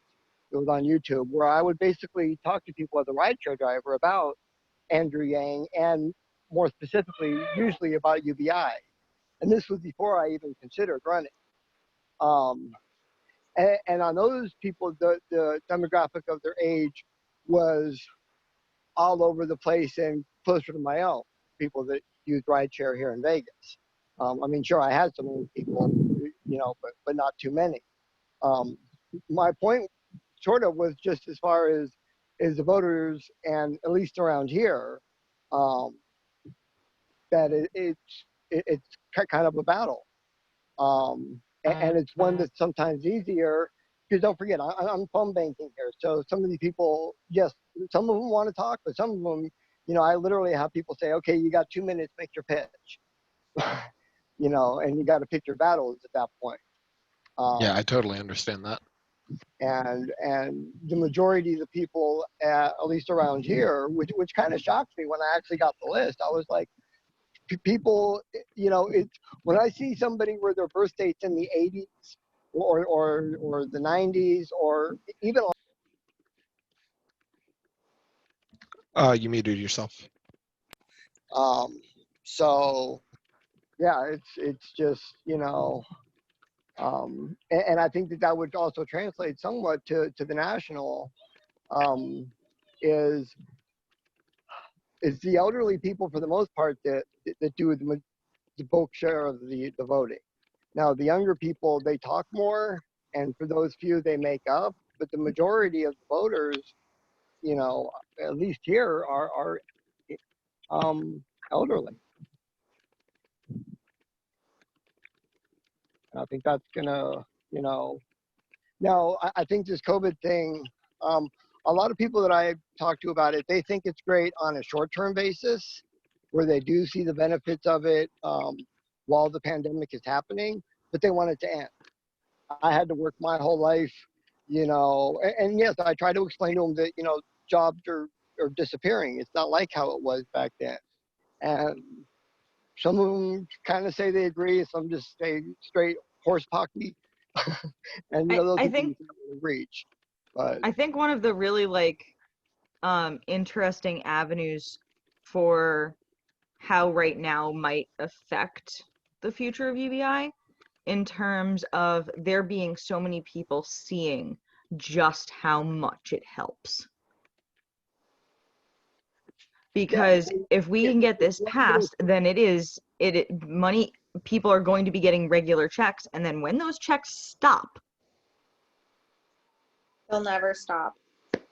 They well, won't we stop. hope that. But if they do, like right after all the COVID stuff ends, if we don't have it Yeah. as a full thing, but because I don't think we're likely to get it passed during. I think it's going to take going after, because it's going to take the people getting angry that they're not getting them anymore. Yeah, once you Because have that something, it's hard to take anger away. motivates, For sure. which is a really sad way to think about. I know. Before, oh wait, no, I think I talked about it already. Yeah, but just thinking, I've been thinking how I basically live on 24,000, me and my partner do, and I can afford a 1-bedroom in Portland, and thinking how that could be the floor has just been blowing my mind, because that would just be so huge for everyone that I know is below. But That is a crazy number of Dalmatians. have a good night, guys. Thanks. Have a good night. Good night, Chelsea. Hi, Chelsea. How are Yeah, I the think I'm gonna call it here as well. how are the puppers doing, Burke? they're good. Quite a few of them are leaving on Sunday. Well, 1 week Aw. from today is, they're going home. So Hey, Philip, I had a question for you. How much time when you're onboarding back to the national level, is there anything in particular you're looking to dig into? I'm still really trying to figure that out. I want to identify, how I can best assist. I joined a ton of work groups, and obviously I'm not going to be able to work in all of them, but I'm kind of trying to get a feel for all of them right now and see where I would be able to best lend my assistance. And if you have any ideas of where sort of the system is really hurting right now, I'd love to hear them, because I see myself more than anything as a facilitator. I like to keep the wheels greased and make sure that things are running smoothly, especially between work groups and stuff like that.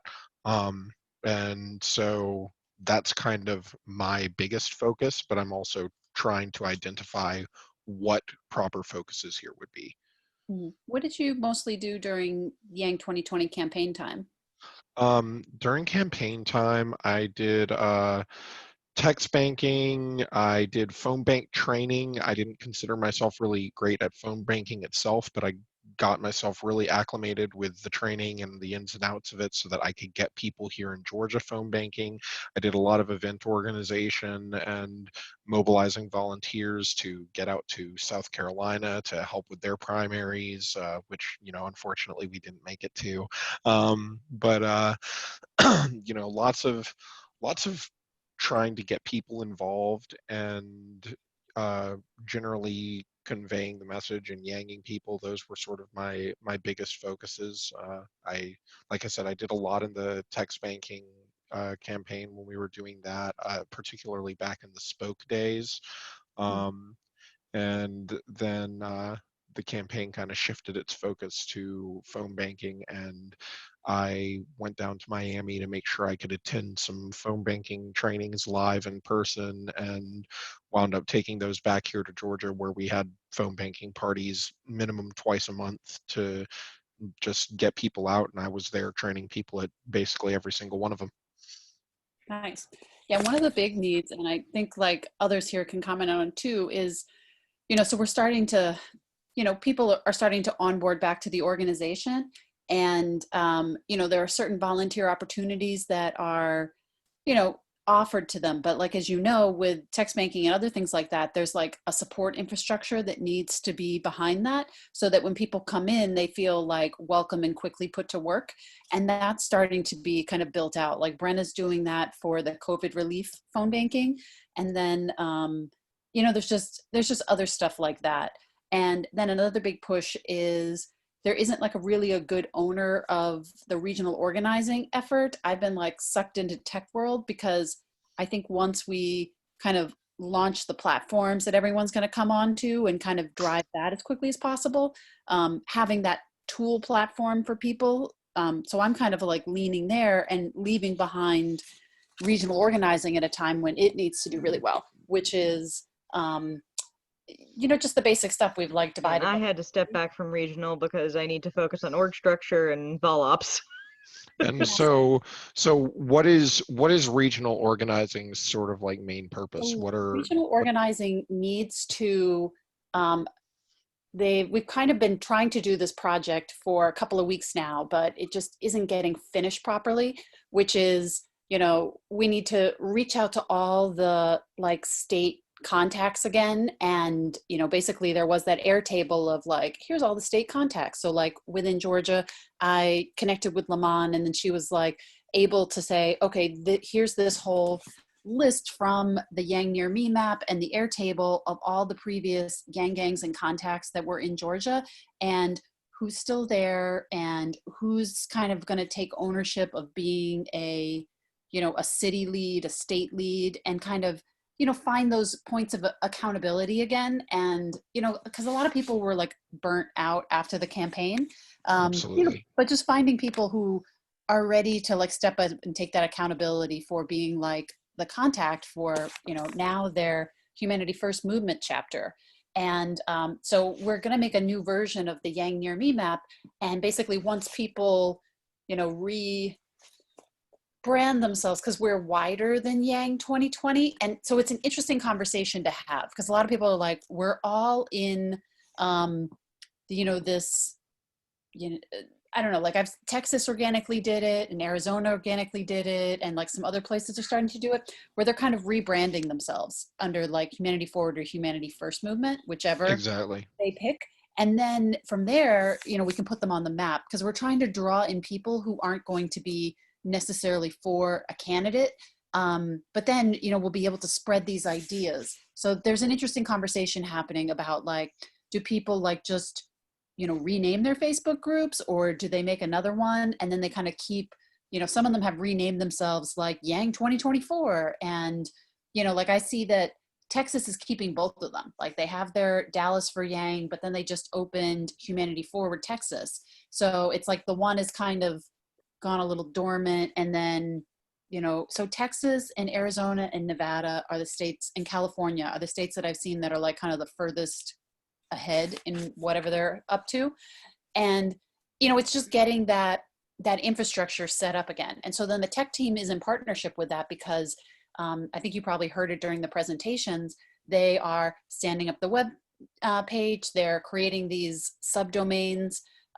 So ARIA is kind of created the content, and so states can either they're figuring out this week like what's the standard template for a state page, and how do they update the little pieces they need to be able to update, like where is the content coming from, and then we're really doing this push to get a CRM, and Travis Klein from California is really working on, he talked with a lot of the data people, and there was that big problem of too many data sources and the inability to like be able to match people up from data source to data source. So they're trying to get that all cleaned up and do it right from the beginning. And then there with Distributed Forward, So, he has like totally set up all the text banking for these candidates and the instrumentation that looks at, the leader lists and like the time to, like somebody sends out 14,000 texts, but then how long does it take them to get to reply to people? So they're really putting a lot of analytics and instrumentation in so that we can, just start at a stronger place than where we were. So I'm really excited to support that process getting done. But then, we need to have, and the other thing that's happening in diversity and inclusion, that thing that I presented where we're doing these connect and learn projects, we're starting to have these like really excited groups of people who are just like disability activists or who are, this kind of movement coming up through the African-American community that's gaining a lot of steam, this ADOS, American Descendants of Slavery, which now has the support of one of the Baptist conferences, and it's just gonna keep ascending higher. And Yang easily can like dovetail with more of their policies, would be like natural fits for him, but he just wasn't interacting with them. So basically all of these kind of sub-communities are gonna help us connect out more widely within the communities as people are speaking to their own communities. And, like all these things are happening together. So, over the next 2 years, we have this fabulous, fabulous opportunity to really see these ideas around the country.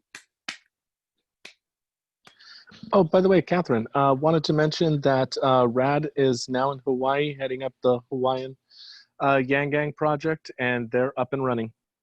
Sweet. Yes. We have moved Hawaii into the Southwest because we decided that Vegas is the 9th island. So we're going to attach them because California is like, it's not fair to attach Hawaii to California because then California will just dominate Hawaii. But if we kind of attach them into the Southwest, then it'll be a more, it'll be like more of a family of states rather than just a big state and then a state that's like, I'm getting ignored. That actually brings me to another fun point. We actually had recently, and I wish Eileen was still in the room, we actually had a regional meeting with Arizona, Nevada, New Mexico, and I believe Colorado.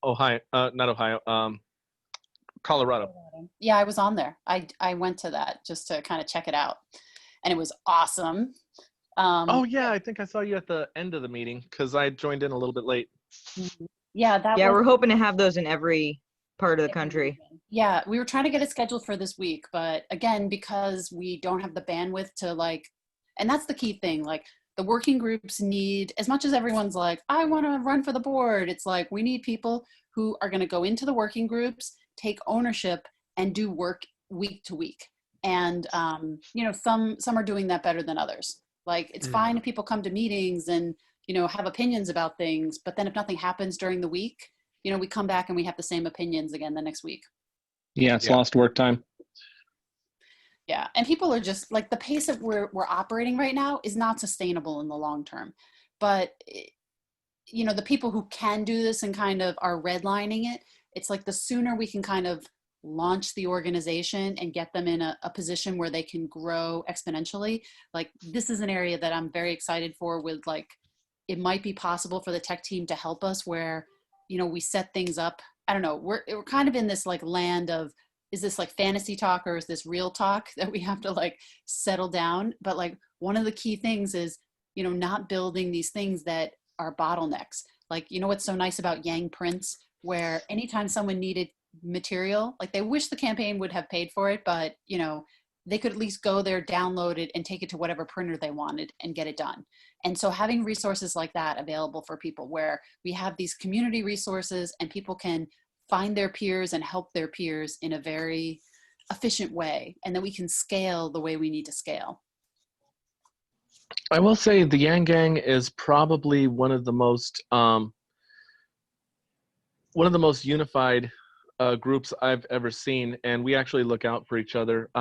Bringing it back to Rad, she actually had to flee, regretfully, a domestic violence situation, and Yang Gang helped her all the way. They helped her get a place to stay in Vegas. They helped her actually get from Death Valley to Vegas, and then there's Yang Gang helping her get established over in Hawaii. So you know, we're pretty much one of the tightest groups you can ever find. And I think that unity is what's helping us grow.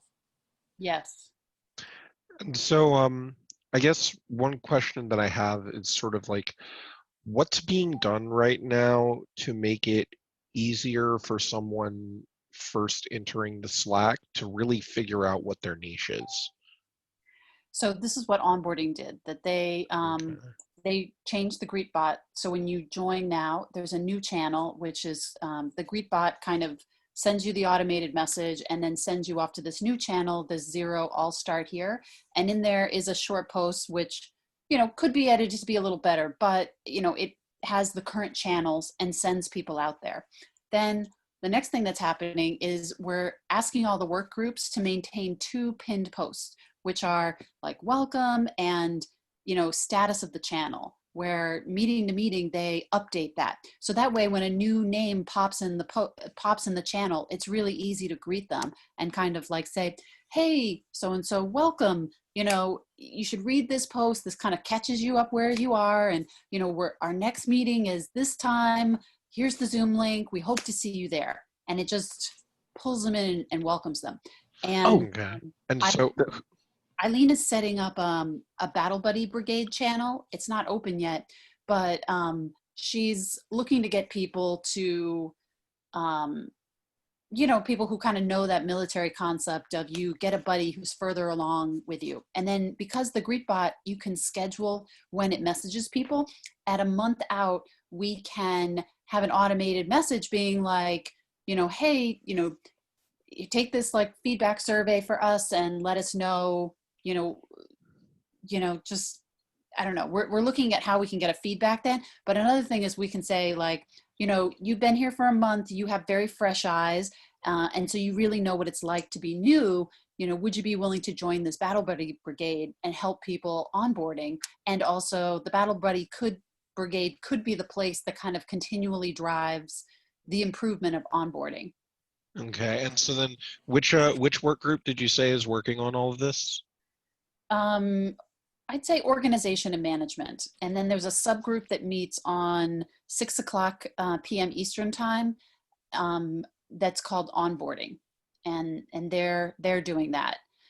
And Eileen, who was here earlier, she's the one who's kind of starting to build out the Battle Buddy Brigade. We just made that channel a couple of days ago. Okay, yeah, so I do already have some ideas in terms of that because, like, for instance, you know, you look at our Slack and any channel that has existed since the campaign has about 20,000 people in it. Oh, Travis and I are fixing that. We have a forward bot that's going to automatically just add everyone into these certain standard channels, but we're not doing that with the working groups. We want people to opt in. Yeah. Okay. So that's really good. I'm glad to hear that because definitely, like, for me as a returning volunteer, you know, so not getting any of the, hey, you just got here kind of messages, it was definitely a little bit chaotic, kind of trying to sort through and figure out where I was supposed to dive back in. So that's certainly something that I would love for us to address.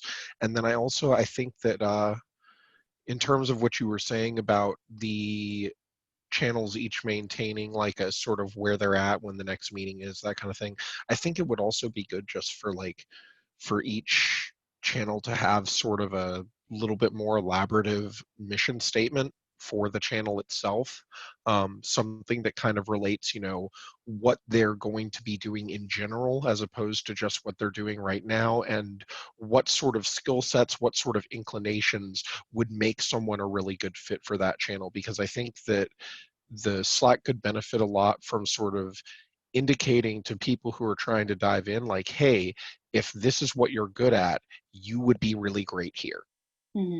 Yeah, I think that part of that is going to come with a lot of the forward bot stuff. We've got, there's a couple of things that Discord was doing with a, like, pick your state and you, like, pick whatever emoji on that post and then pick your skills and you'd select the emojis based on your skills in a specific channel. So it was kind of like a survey that people self-selected to do.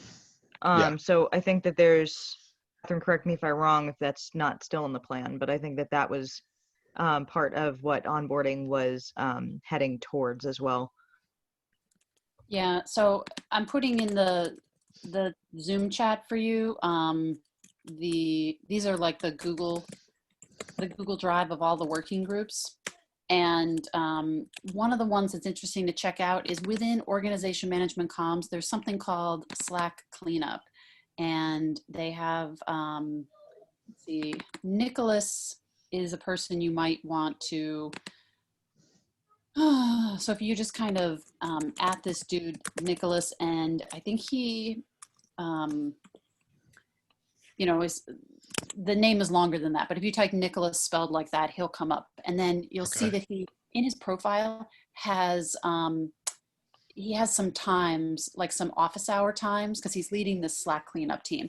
And I'd say it'd be very productive to, you know, just pop in during his office hour times or make another time to chat with him, because there's like a whole process thing that's been going on for a month to, you know, to get, there's a lot going on for, you know, they're going through multiple phases and different people are working on certain things. So I feel like some of the things you might be thinking, you know, there's people already working on that and it's just not implemented yet. Mm-hmm. Oh, yeah, I unfortunately, wanted we're between a rock and a hard place. We've got the need for it to get more people in, and then we need more people to build the thing to get them in. Yeah. Well, myself and Annette Anderson recently did a video on this, actually, which she's put out. So we actually did a tutorial on how to get back into Slack if you're a former volunteer, because Annette hasn't been on Slack since December of last year. So she got on the Slack and we walked her through how to find the channels, the active working groups, how to find the descriptions, how to turn on notifications. And then we had a meeting also on video with Brendan, who explained what was going on with the organization, the new name, and the board. Mm-hmm. How long is the video? I believe the video is about an hour. Oof, yeah. Yeah, But, I think it could be cut up into like little segments, and then people could watch the segments that they care about. Yeah, definitely. I can. I have the software to be able to break it down into smaller pieces.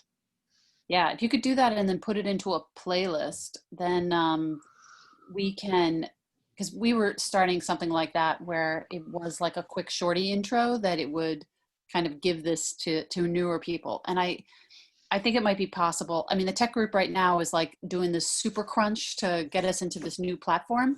But definitely there is this possibility with the, so the forward bot can also, we could, it'd be interesting to talk with Travis and be like, is there a way where we could do a rule, which is like, if this user has become active and the last time they were active was before, you know, March 2020, it offers, you know, it sends them a message. So I wonder if we can have like that level of rule setting, and then it would offer them a welcome back flow.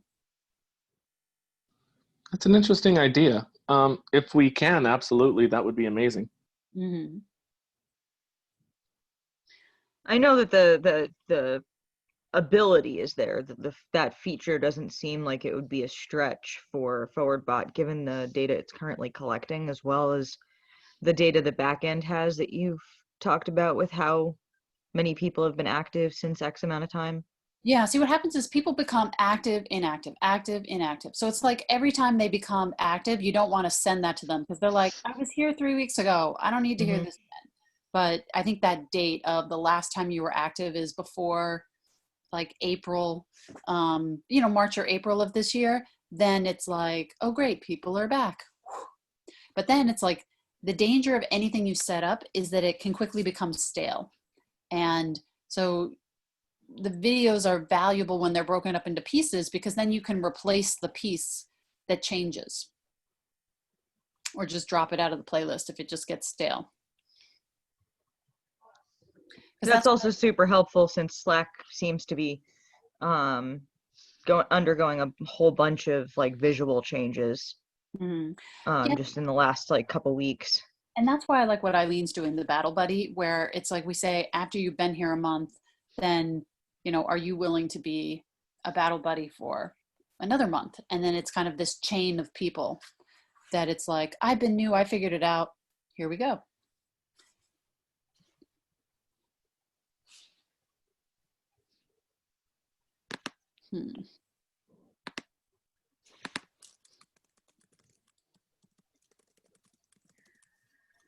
Yeah, I'm really excited about what's going to happen like in the next week or so. Just like with the website and the org chart and the convention starting and like hopefully mission. Like there's just Tom, Catherine, you were there for this, but Tom made a really good analogy.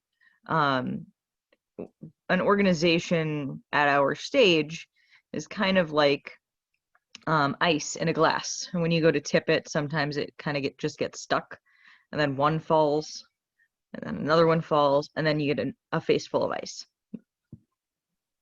And I think we're at that point where we're going to be shifting over to the ice, you know, actually cascading out. But do we want a face full of ice? That's the question. Well, yeah.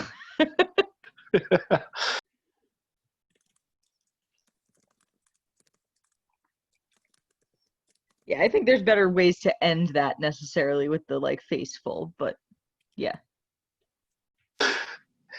Yeah, I got what you meant. I just thought it was hilarious. Yeah, no, my brain was like pausing there trying to come up with another one that would still be funny, and it stalled. It's all good. Well, I'm going to have to hop off. So I don't know if the three of you wanted to stick around, or I think conversation just kind of petered out anyway. Yeah, I think I'm going to need to call it here, start working on my candidate application. Okay, yeah. And Get that in. Yeah, I'm now working officially for the David Kim campaign, and I'm also doing some work for Heidi Briones right now. So I'm gonna probably need to get back to those pretty soon. Yeah. Okay.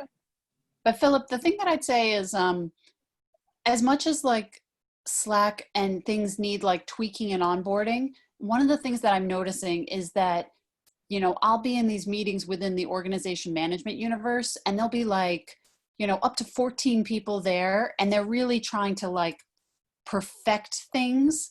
And I sometimes sit back and I think, if all of these committed, hardworking people were out there like getting the onboarding for volunteers or reconnecting the regions, or, you know, like there's other things that it's like, you know, the crossover in Slack might not be perfect, it might be messy, but in my mind, there's more important things to get working, because like people might have to go through some pain, but it just kind of like kills me sometimes when I see how hard people are working in that organization management group, and how the other work groups are really starved, and they need, you know, like that stuff needs to get done like with like the fact that there aren't support teams for the volunteer. Like we had a big like to do in candidate support, where basically I just like raised the red flag of like, there's no one here. This is supposedly the #1 priority from Andrew Yang, is to support down ballot candidates. And nobody is taking ownership of this channel to basically curate it and, you know, make sure that it sends people where they need to be. And a lot of that is to send them directly over into the distributed forward Slack. But there will be candidates that show up that have their own services and don't need to interact with distributed forward. So, you know, but people, you know, everyone's like, this needs to be done and this needs to be done.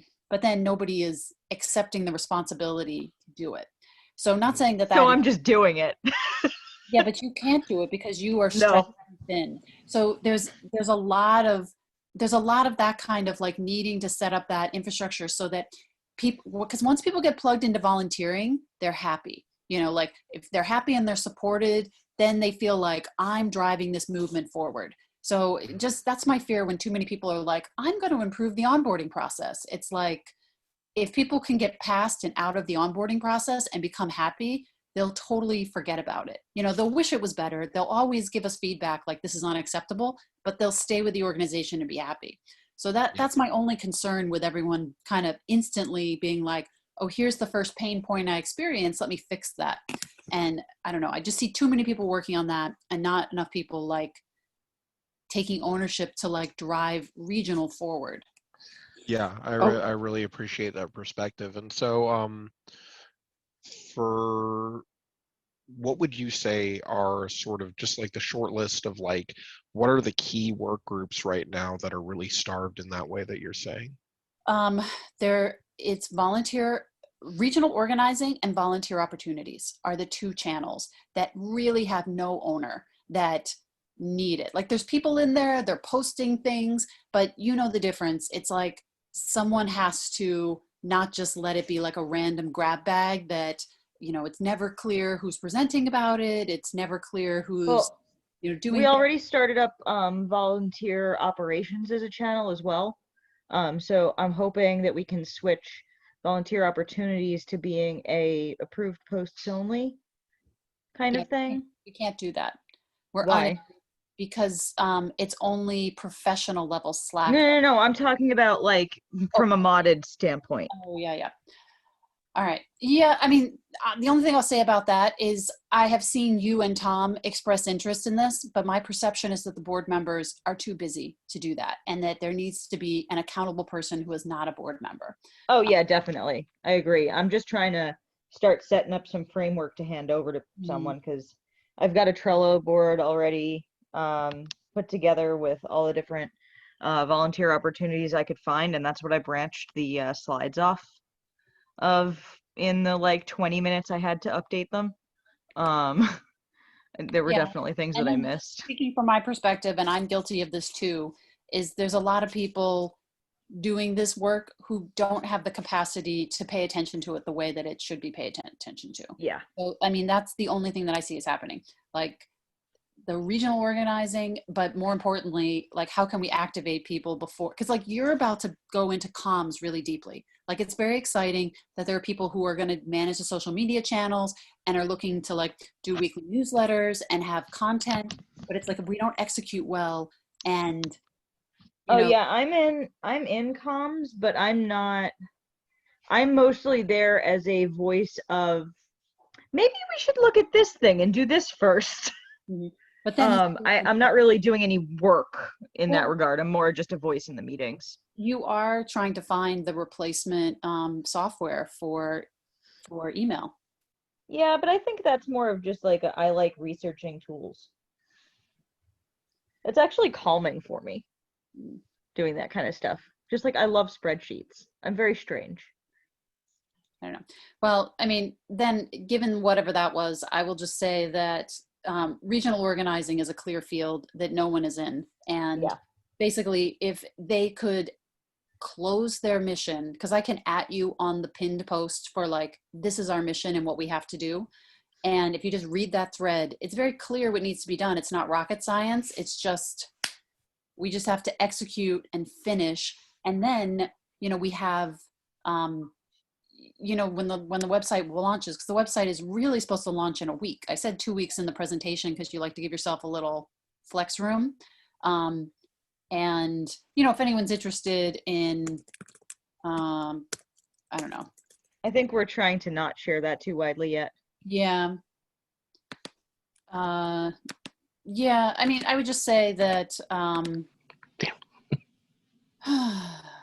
sorry, Angelo, it might have been out to the Twitter community and that would be a problem.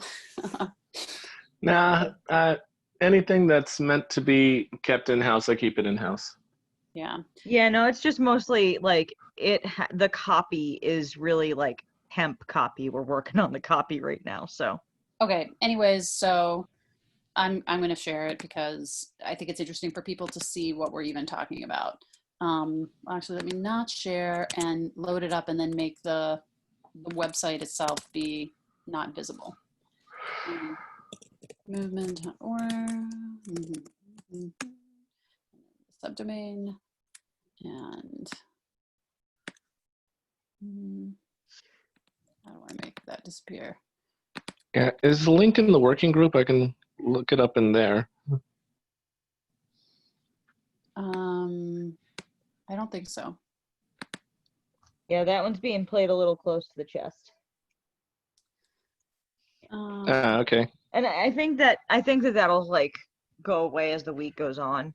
Yeah. As soon as we get like even a first pass on the copy done, I think it'll be a lot more And it's got shareable. respect for the team that's working on that. That was like their stated preference. Like they actually almost were like, we're going to lock it down to be just, you know, the people who are working on it. And we're like, no, it's actually very useful to be able to, you know, Get feedback. I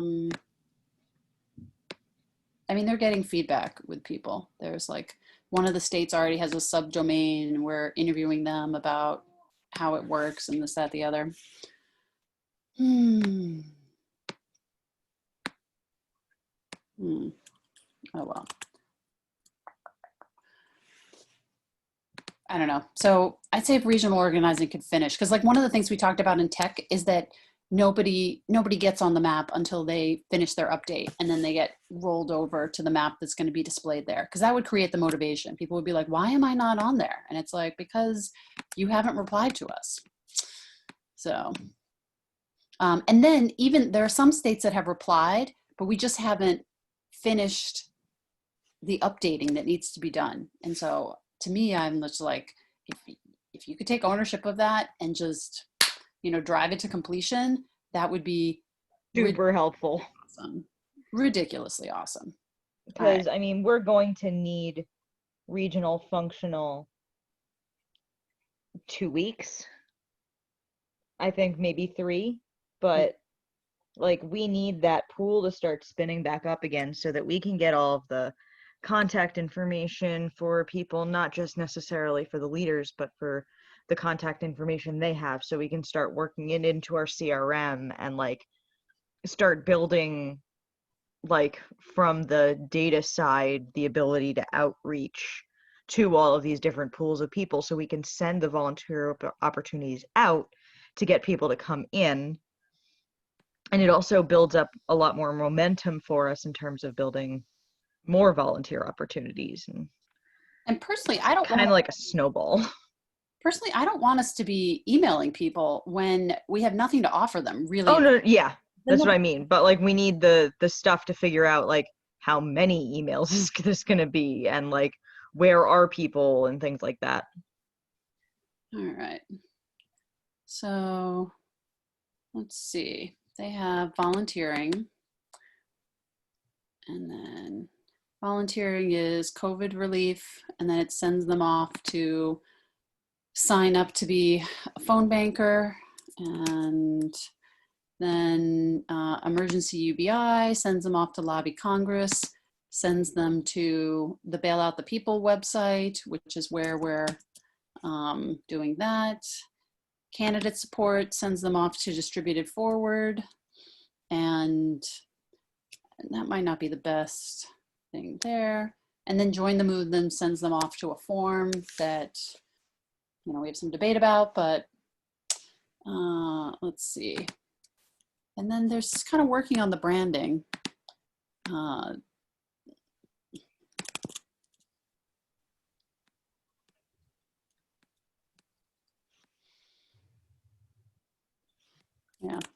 Yeah, the branding is like kind of waiting on how legally connected we are with Humanity Forward. Well, as somebody once said, they were like, we can always move the branding closer. Exactly. You know, so you might as well start further away. Yeah, we're basically just like, what's on there is what we're working with until we have a reason to change it. Mm-hmm. Because no one has voiced any opposition to that format. So. Yeah. But that's all that branding is in the temp branding channel. And that's not even important. I mean, it's important, but it's, you know, it's much more like. It's a decision people don't focus on. I mean, like, there are definitely going to be people who care and they'll raise comments and maybe we tweak things, but it's kind of more of a, like, we needed something there. Yeah, and if you go on to bail out the people, there's already a logo of ours up there, which is different than what we're even talking about now. So I feel like most people are not going to notice. You know, they're not going to notice because, like, right now when they look at it, they see the, you know, they see this version, this HFM Humanity First. Yeah. So, like, at some point that will get rebranded, and like some people will notice and some people won't.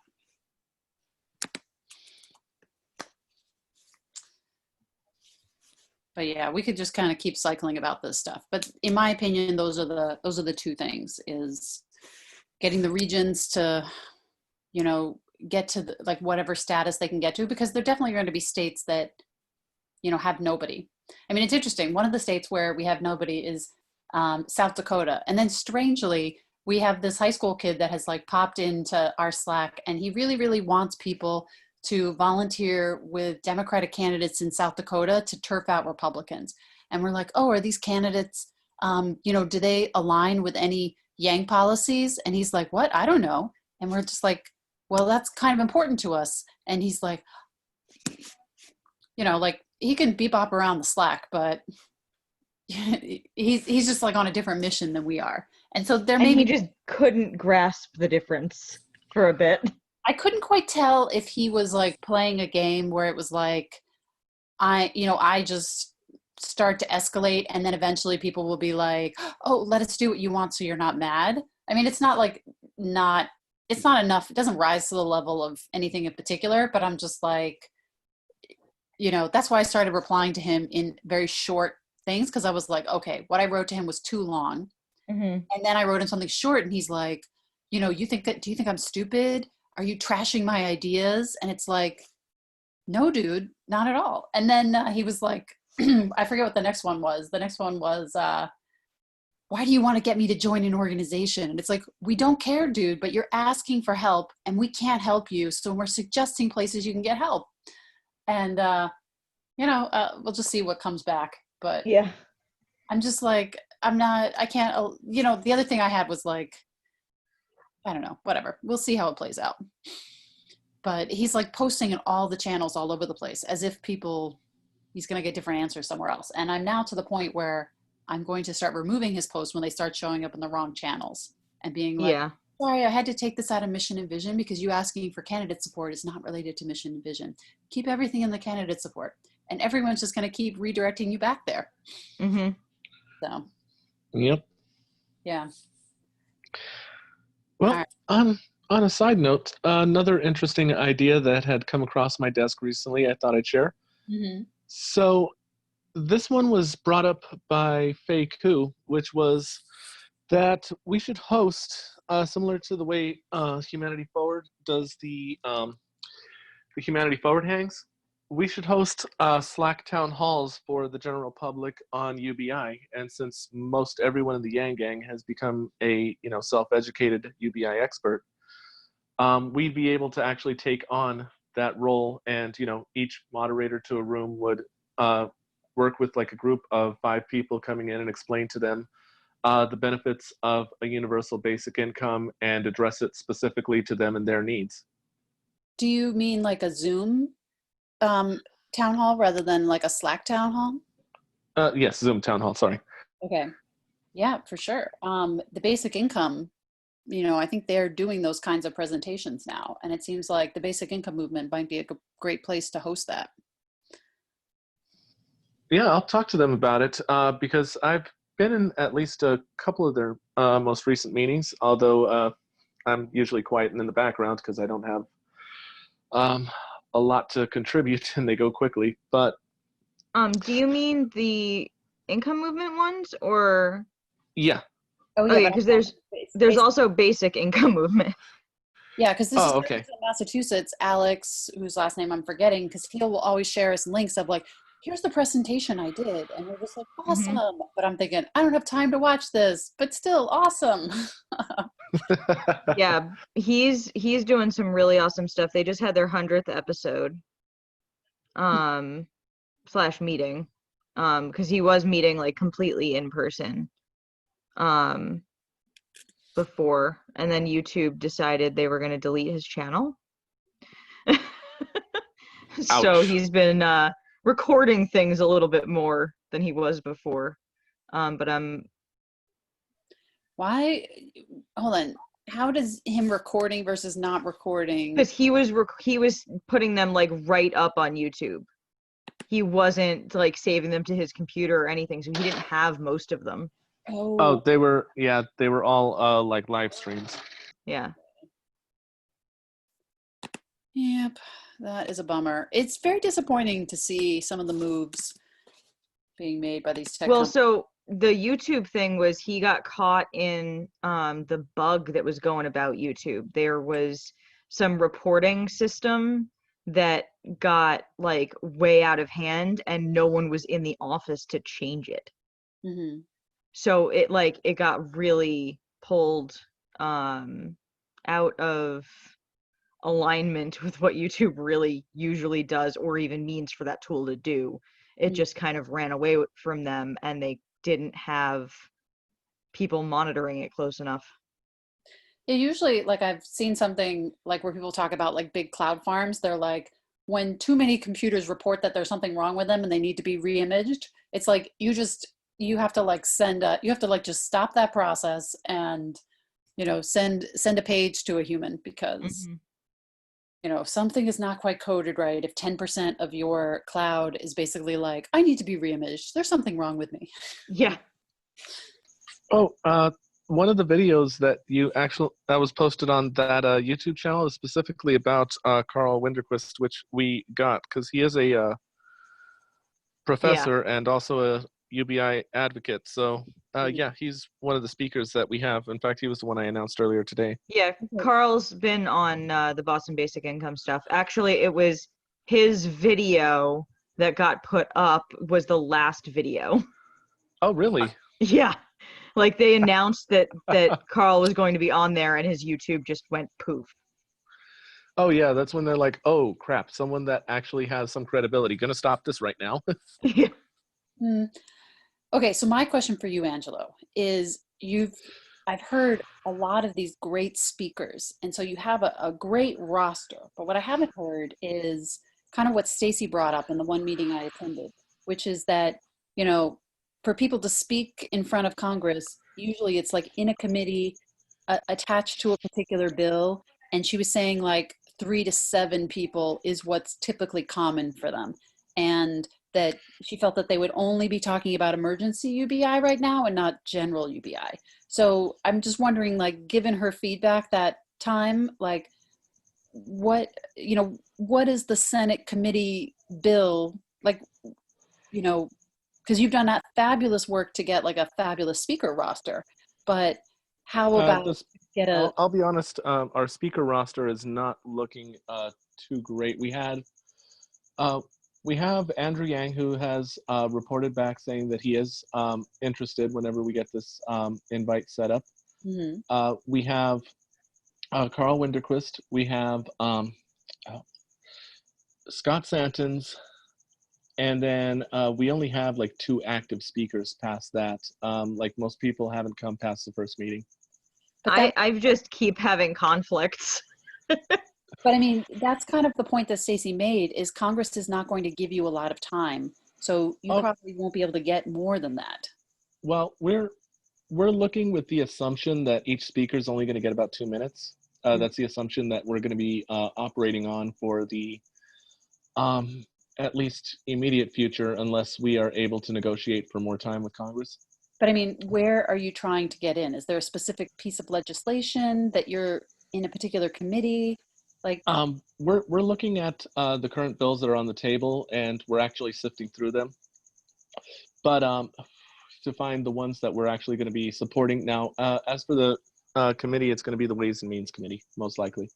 Okay. Because and we have a contact there. In fact, it's the person that pushed through the last emergency relief effort, the CARES Act. So the guy's about 81 years old, and he's probably one of the most technology friendly people on that panel. So he's most likely to allow us to do a Zoom or Zoom type video conferencing call to be able to testify before Congress. And he may be able to negotiate to get us more time.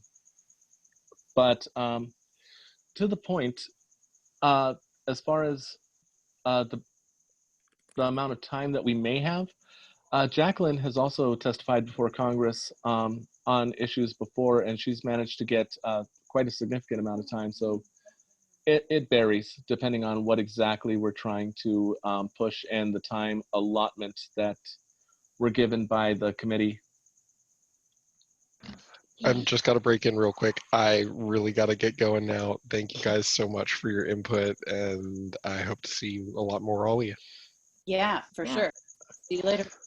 All right, y'all Thank you. take care. Yeah, I'm gonna sign off too. If Angela and Catherine, you want me to leave the room open, I can. Yeah, we'll bounce out of here pretty quick. Okay. Yeah. I'll host you. Thank you. Thank you. So what is the House Ways and Have a good night. What is You the too. equivalent of House Ways and Means? Because I'm looking at all the Senate committees and I don't see a Ways and Means committee in the Senate. Well, the Ways and Means Committee, that the contact that we have is in the House. However, we're looking at possible other committees in the Senate, or to be able to speak to the Senate directly. No. So that's, yeah.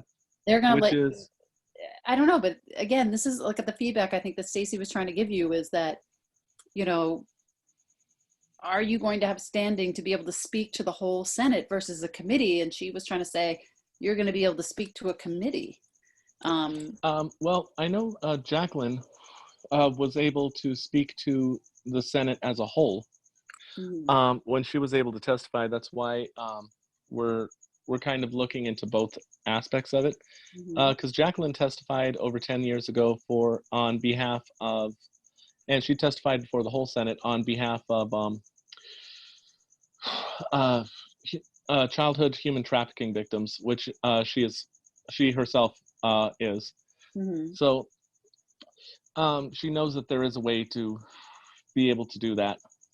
Yeah, but then she would have been there at the invitation of a senator for her to.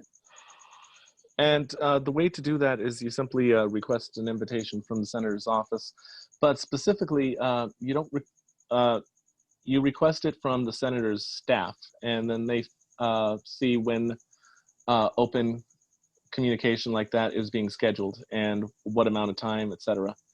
So we are looking into multiple avenues, but we're trying to find the way in that's going to be the most practical. Now, obviously, having someone like Andrew Yang who has direct access to senators would be a little bit easier, but without that current level of access, we're going through the channels that we have available to us. But one thing that we are planning to do after we testify, regardless of how we testify, because we want to make sure that it is broadcast on things like CNN, etc., is we're going to be starting a campaign right after called the My UBI Story campaign on social media, like Twitter and Facebook, where people post up how UBI would help them, sort of the same way that we had our testimony, but in a longer form. And they're going to be tagging their local senators and congressmen in there.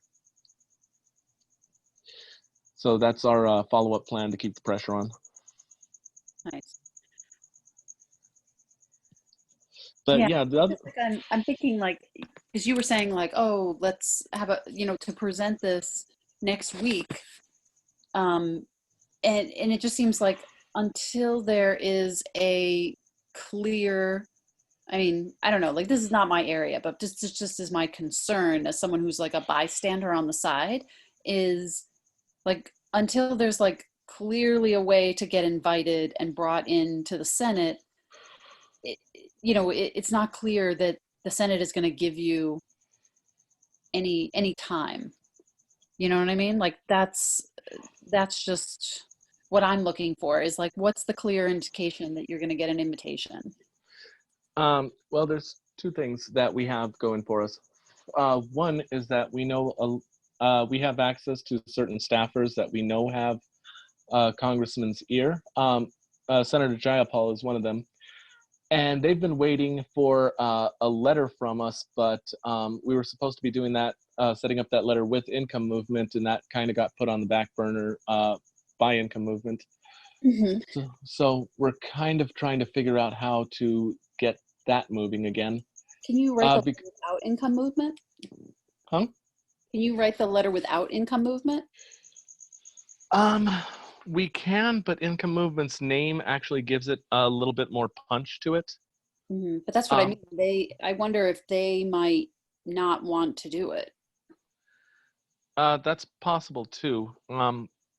But if we have to write it without Income Movement, we definitely can. Mm-hmm. And also we have access to a few key senators directly. They have shown some interest in it, but the question is, all of us have gotten the same answer, and it's like, well, we can't schedule anything until Congress opens back up, and I can direct you to my staff that handles scheduling. Mm-hmm. I just feel like, the Senate and the House, they strike me as people that are the masters of never saying no, but never saying yes, because they have a lot of people asking them for things all the time. So I just, again, this is not my area, but my concern is that they are professional masters of saying no without saying no. So that's just my concern, that this is an area where, you're doing so much work and so much preparation, but that's my only concern, is that is it a productive path, or are they just saying, well, we just got to find the right place to schedule you. Yep. Mm-hmm. Oh, just keep giving us a call and we'll keep looking. But what they're really saying is no, but they're just not saying no. Well, Kirsten Sinema's office just flat out said no, and the reason why is, which they told me, is because the Senate's not back in session yet. So basically, quit calling until Congress gets back in session, then we'll talk. Mm-hmm. And they were very blunt about it. The rest of them have been a little bit more receptive, and they've obviously started moving. Certain ones obviously have started moving towards UBI. But as far as like the level of access that we have, it's mostly through the people around them that actually have more influence than the actual senators themselves, which is the actual staff members. Are you talking about emergency UBI or Yes. permanent UBI? Emergency UBI, and I should probably make that clear. The reason why we're talking about emergency UBI is because Andrew Yang's already gotten the invite through Tim Ryan to speak before Congress on permanent UBI. So that's already covered. But we want to depoliticize this beforehand and make sure that when we put it out there to the public, it's a threefold mission actually, which I want to explain in more detail. So the first mission is to actually influence Congress directly on the benefits of UBI and make it politically advantageous for them. That's why we have, we're trying to get Democrats, Republicans, and independents, and also people from various groups, be it different income groups or different racial groups, etc. We want to have, a broad speaking, at least a decent panel of broad speakers. The second thing we want to do is appeal to the public, because that's going to be far more important than what Congress thinks over the long term, which is, people are at home. They're getting most of their news through like CNN, MSNBC, etc. And being able to make sure that the news is covering that and appeal to the broadest audience possible is going to be important. Mm-hmm. And then the third part is continuing to activate those people after they've realized that UBI is going to benefit them. Mm-hmm. And then those that want to know more about it, that's where, making ourselves available as a resource comes in handy and actually becomes vital. Mm-hmm. Nice. Yeah, I really like that thing you were talking about that you and Fred are working on, which is making the proposition to the business owners, like with that, like every single month, you know, in the end, you would be, because I feel like the business owners are much more, they're less ideological about these things. They're much more like really clear what their community has or does not have to spend. Mm-hmm.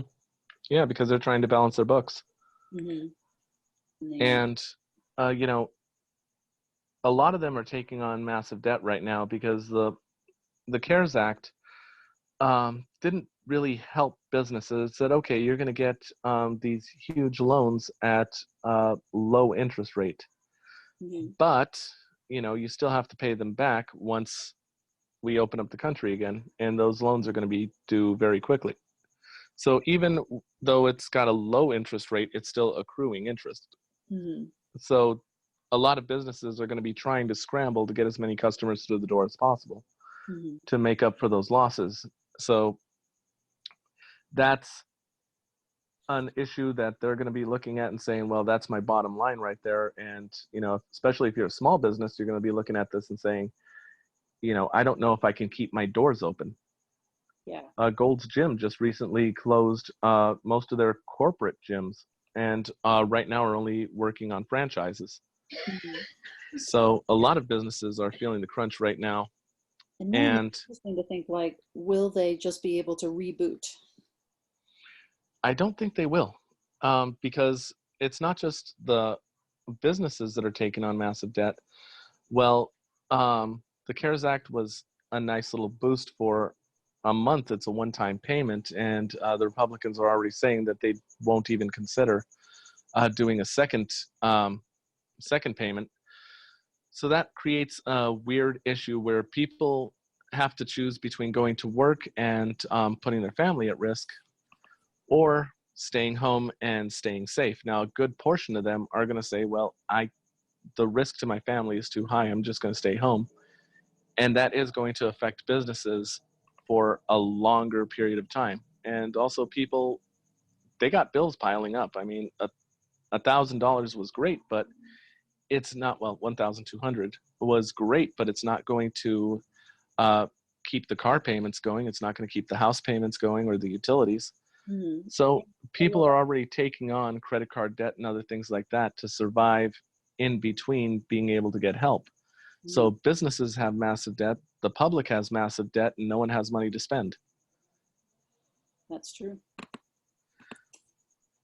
So it's a bad situation all the way around. That universal basic income would be extremely helpful, especially to businesses that are looking like, I want to get out of this debt, but I need customers. What happens when my customers can't afford to come back? Yep. There's your answer. And it's a huge return on investment if your customers can get a good size income, be able to meet their basic needs, have some money left over. And since obviously during quarantine, they're not going to be going out and spending as much, some of that money is going into savings and things. And when, you know, the economy does open fully back up, that's a huge market that they didn't have before that they're going to want to keep. So that also continues the benefit of trying to push for a permanent UBI down the road, because a lot of these companies are going to say, I'm seeing record profits. I'm doing very well. You know, my business is booming more than it has in years. And if this thing goes away, I might lose like a third of my customer base that I just got. I don't want to lose that. So I'm going to lobby to Congress to make this thing permanent because it's great for business. Yep. So long-term benefits. Definitely. Yeah, and that's why I said, you know, it's if they would stop pushing the date to be able to get to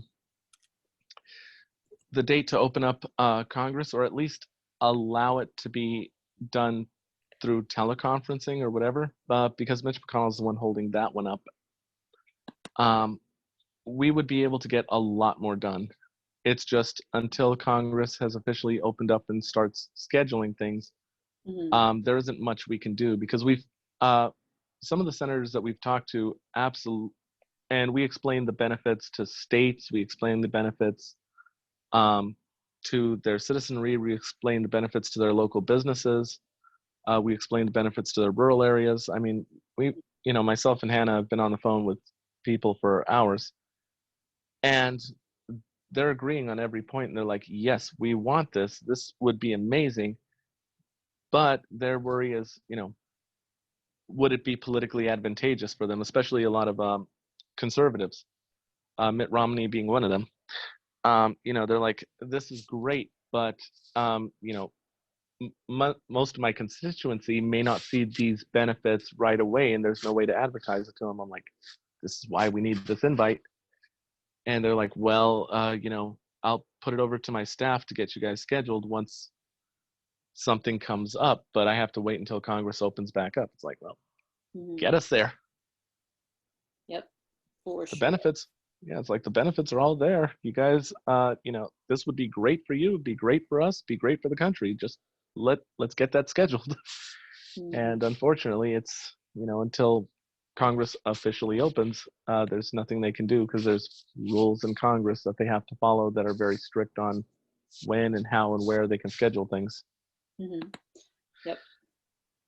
So kind of a pain in the ass, but that's why we're trying to get a more diverse panel of speakers, but I've had to rely on going out and, asking people on Twitter because it's really hard to actually be able to get that diversity and get people from these different, racial groups or sexual orientation or just people of different incomes. We want someone from low class, middle class, maybe upper class. We're looking for business owners. We're looking for farmers. We're looking for people that, represent the heart of this country in the broadest sense, and being able to have them be able to explain, well, this is how this would help my community. This is what would help people in my situation. Oh, by the way, I'm a Democrat or I'm a Republican or I'm a independent, so that they can, it instantly depoliticizes it when people hear, oh, there's a Democrat talking about, well, the liberals just want that anyway. And then a Republican hops on and says, oh yeah, no, this would be great for business. This would be great for my community and all these reasons why. And then suddenly, now those are Republican talking points that it fits into perfectly. And then there's independents that don't have any political association talking about, well, this helps my community, this helps me for these reasons. It depoliticizes it all the way around, and it makes it politically advantageous for both parties to finally agree on it and say, well, let's shoot for this. Yeah, definitely.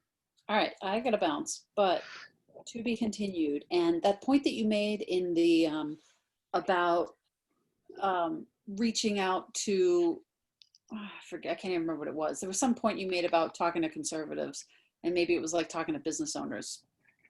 Yeah. If you make that point in the Slack, then other people might pick up on it. Okay, like I said, this is Fred's idea, which is why I really wanted to get him back into the Slack, but I don't know how. Yeah, I mean, part of the problem of what's happening is like literally I'm in a position right now where like I get up in the morning and I just start working and I do some other stuff that I have to do for life. But basically every free moment is like just working on all the stuff that I'm supposed to do.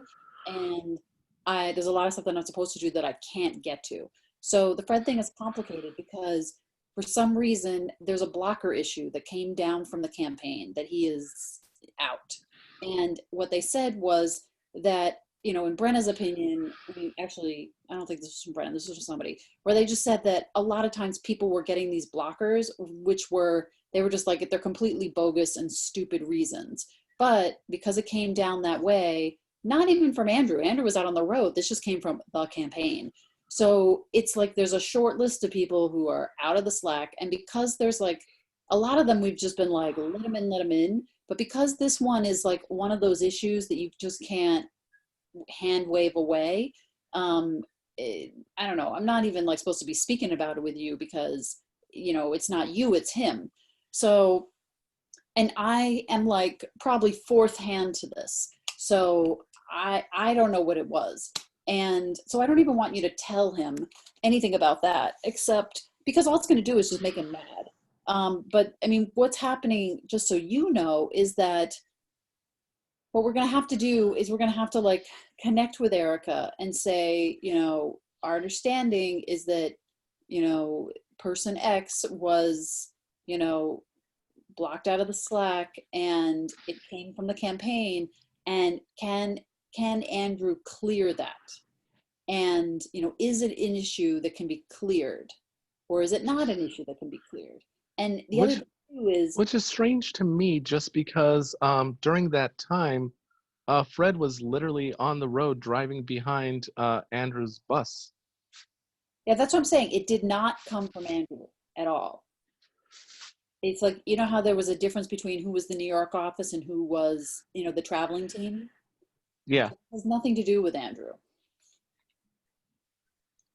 So, I mean, I've already told you too much. So really, I have to implore you to ignore my mistake and just say that I don't have the power to say, sure, he's in.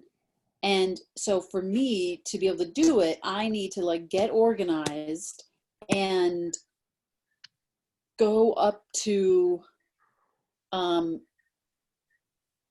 Erica or someone at go up HF. to Erica and basically be like, Erica, reach up to Andrew and have this conversation. It's an HR conversation because it is one of those issues that it's not about do better in the future. It's about if something happened, and that's the other thing too, is like what happened, and, you know, there's different people's opinions about it, and, you know, who knows?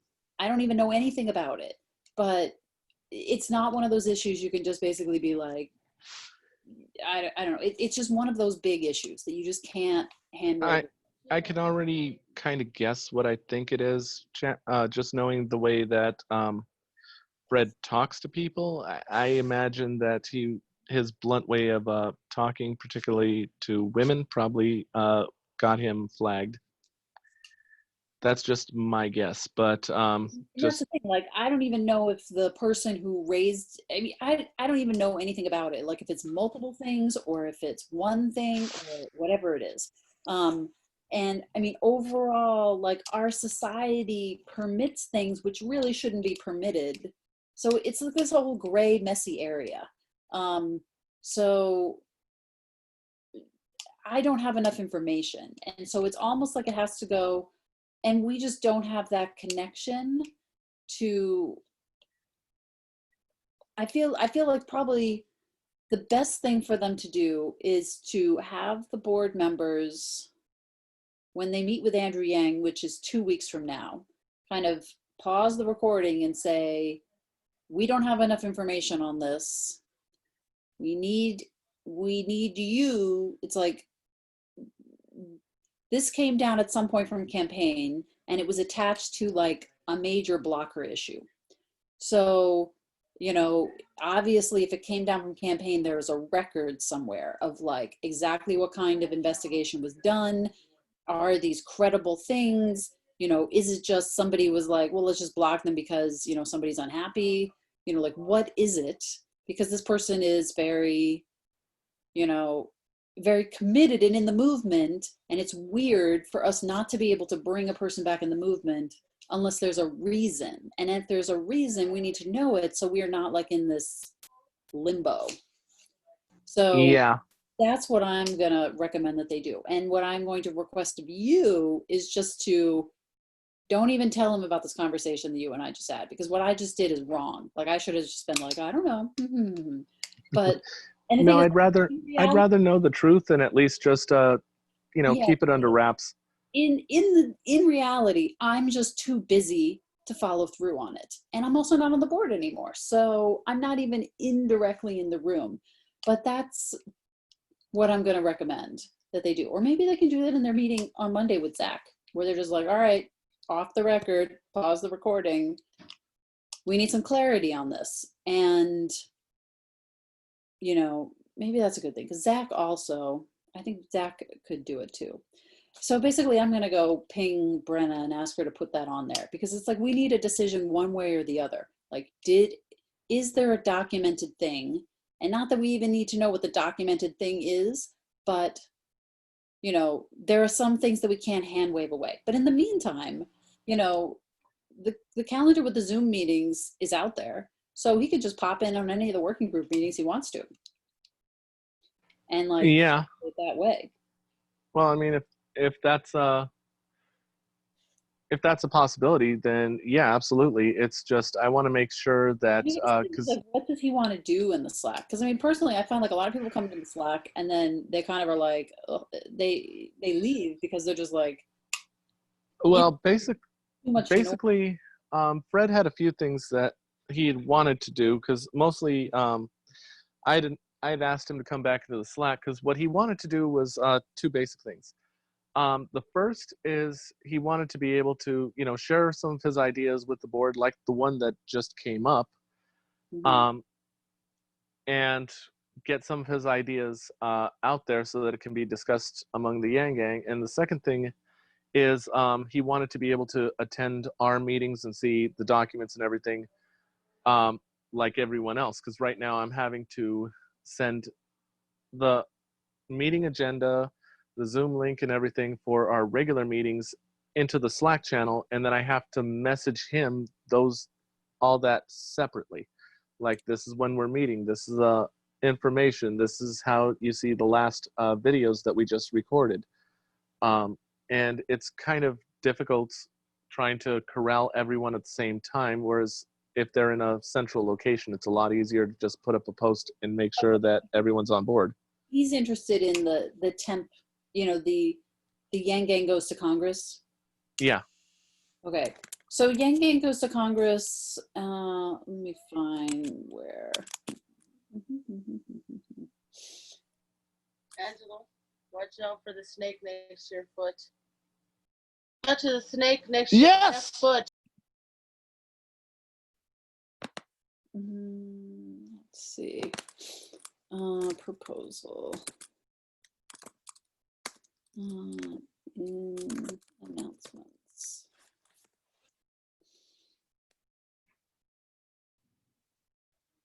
Okay. The other thing you can send him is.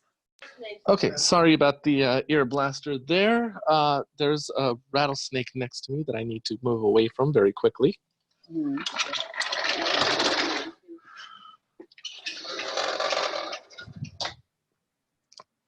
And I'm being constantly reminded. Okay, let's see. Okay, so don't share this out on Twitter, or, you know, so this is for Fred, but basically they have this proposal form that it's a way of submitting a proposal and then they go through it and then they send feedback, but then this is what goes up to Humanity Forward. And it has been soft launch within our network. But he can just, you know, use the template and, you know, write things up and then send them to us. And then, you know, it'll be under consideration and sent up. Okay, so that's helpful, at least to get him involved temporarily. I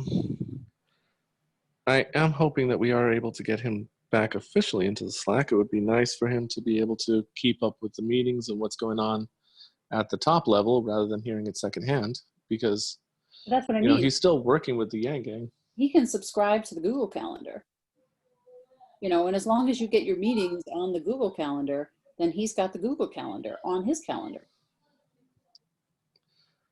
Yeah, the only thing about the Google Calendar is to be able to subscribe, like iCal, etc. It's all that's all in the Slack. I'd have to go and find the links to be able to send it to him. I will give that to you right now. Okay.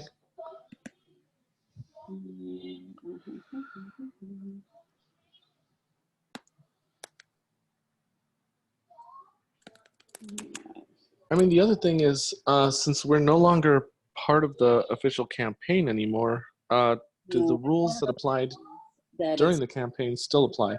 It's not a humanity first behavior. So it's not something we can just walk by. I mean, again, I don't have enough information to know if it's true, but it is not something that we can basically be like, that doesn't matter. Oh, okay. So it was something particularly serious. Yes. But again, you know, who knows if this has got exaggerated by the time it's got down to me. Yeah, that's true. So in reality, I don't know what it is, but it is one of those things that you can't ignore. All right. And so they did at least give some information on it then. No, I got no information on it. I'm going to take that as you got information that you can't tell me. Okay. No, really, I didn't. I just got a category description, and I would even have to like search to be like, what was that? You know, the category description that they gave me. But it was one of the things that when I read it, I was like, oh yeah, that's not a category that we can do anything about. We need more information. And then everyone's freaking busy. So getting that more information is,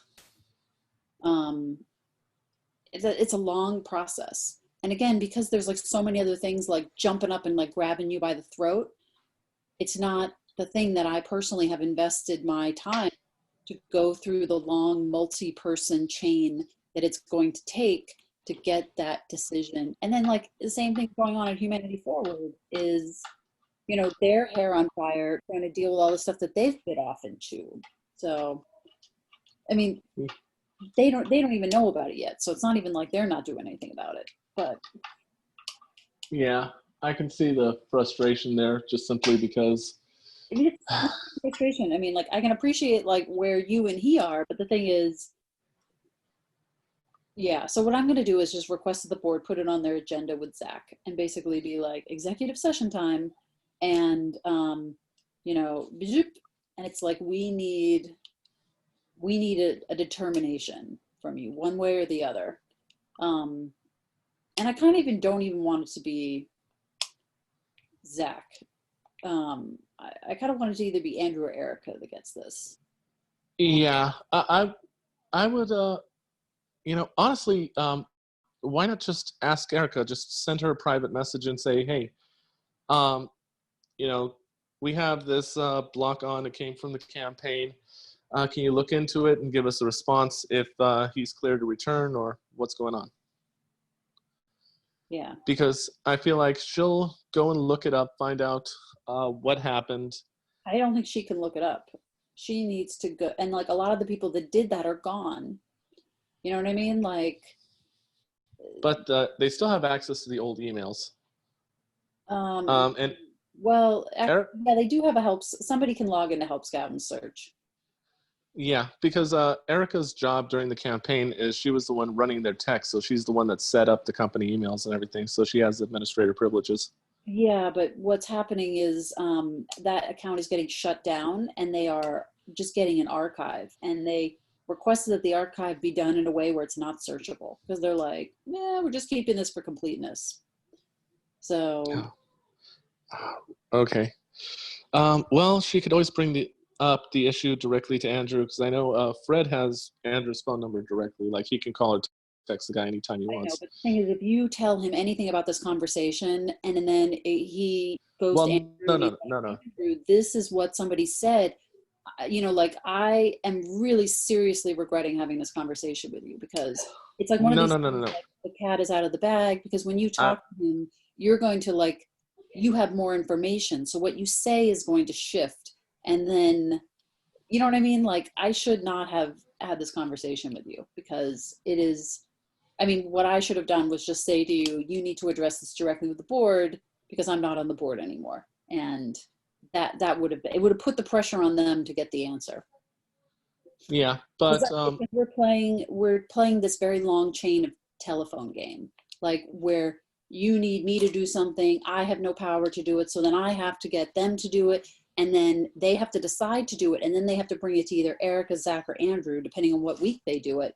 And then those people need to decide it's a priority and do something about it. Like, it is so extended, you know, what's going on. And because everyone is like hair on fire busy, you know, like that's what's happening.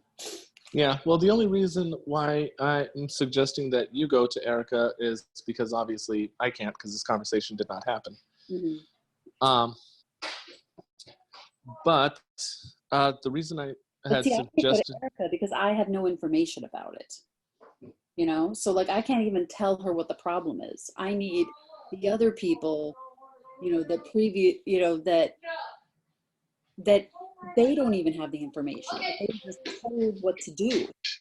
So it's yeah, the chain of information is so lost.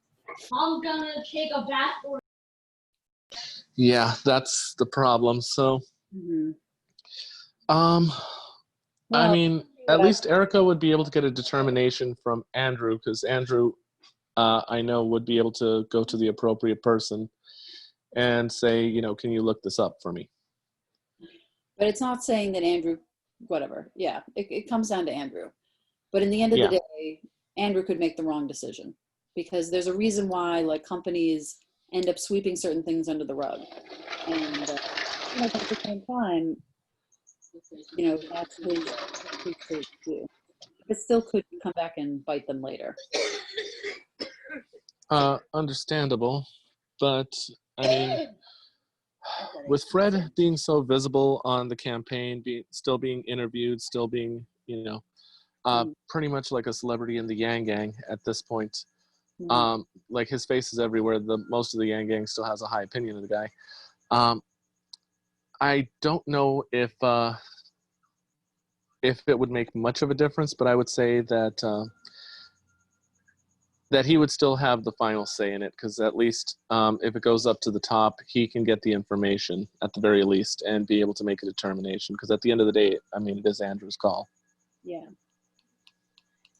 Exactly. And the thing is, because we're operating from no information, and then we just step back into a no information environment. Yeah.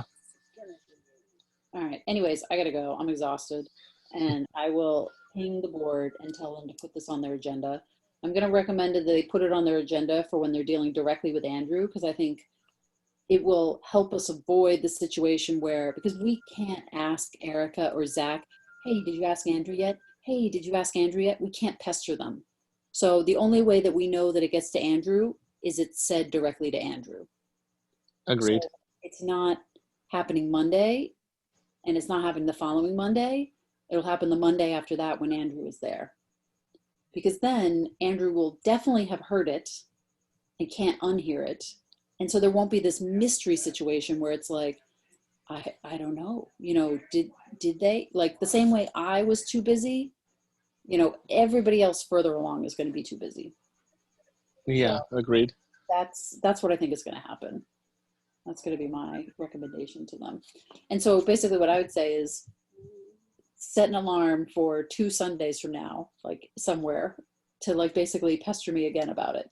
Because then I'll be like contacting them and being like, hey, when you have that meeting with him tomorrow, you know, executive session this, and then they'll remember it. Because if I'm going to discuss it with them now, but then the board's going to turn over, it's going to be different people, they're going to forget all about it. And well, I'm running for the board, so hopefully I get on there. yeah. Oh, well, that will be perfect then. So then you can bring it up directly with Andrew.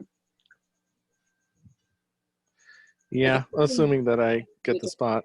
Session part where you say, okay, we're going to pause the recording now to discuss something that is confidential.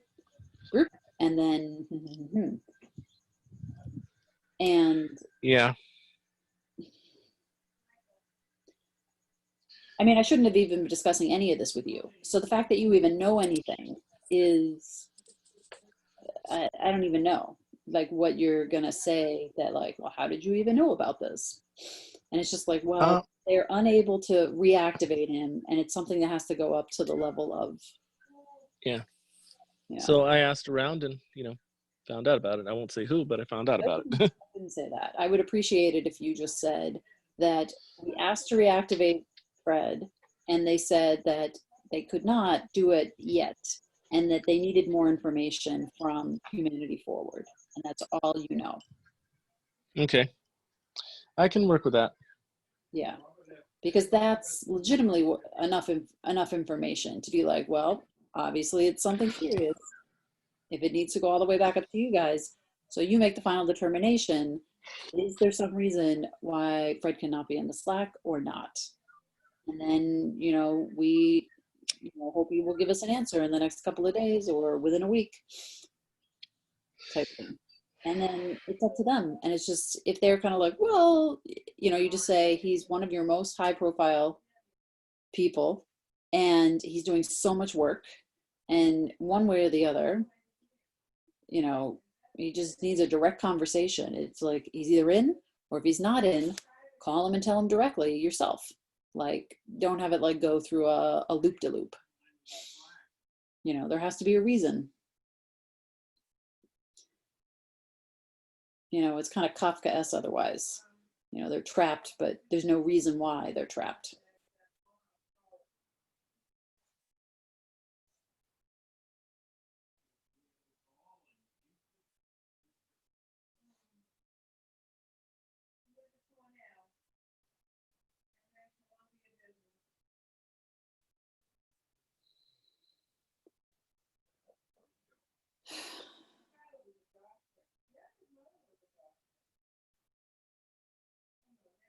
All right. Well, you are muted. I don't know if you happen to be talking. Oh, yes, I am.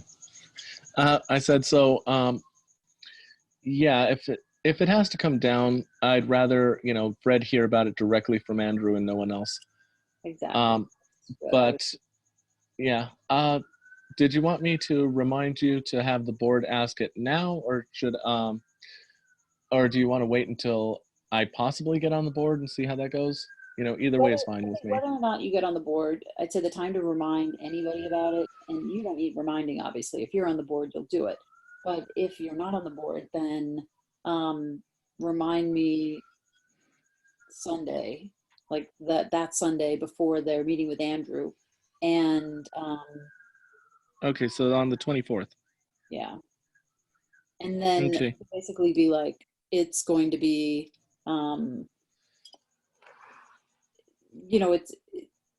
they'll be meeting with him. And I think that's the best strategy, because he will hear it directly, and then he will either reach out to whoever did that, or he'll work the chain and find out. Because I kind of get the sense, like, when you see them on Twitter, they're still like interacting with each other and are very,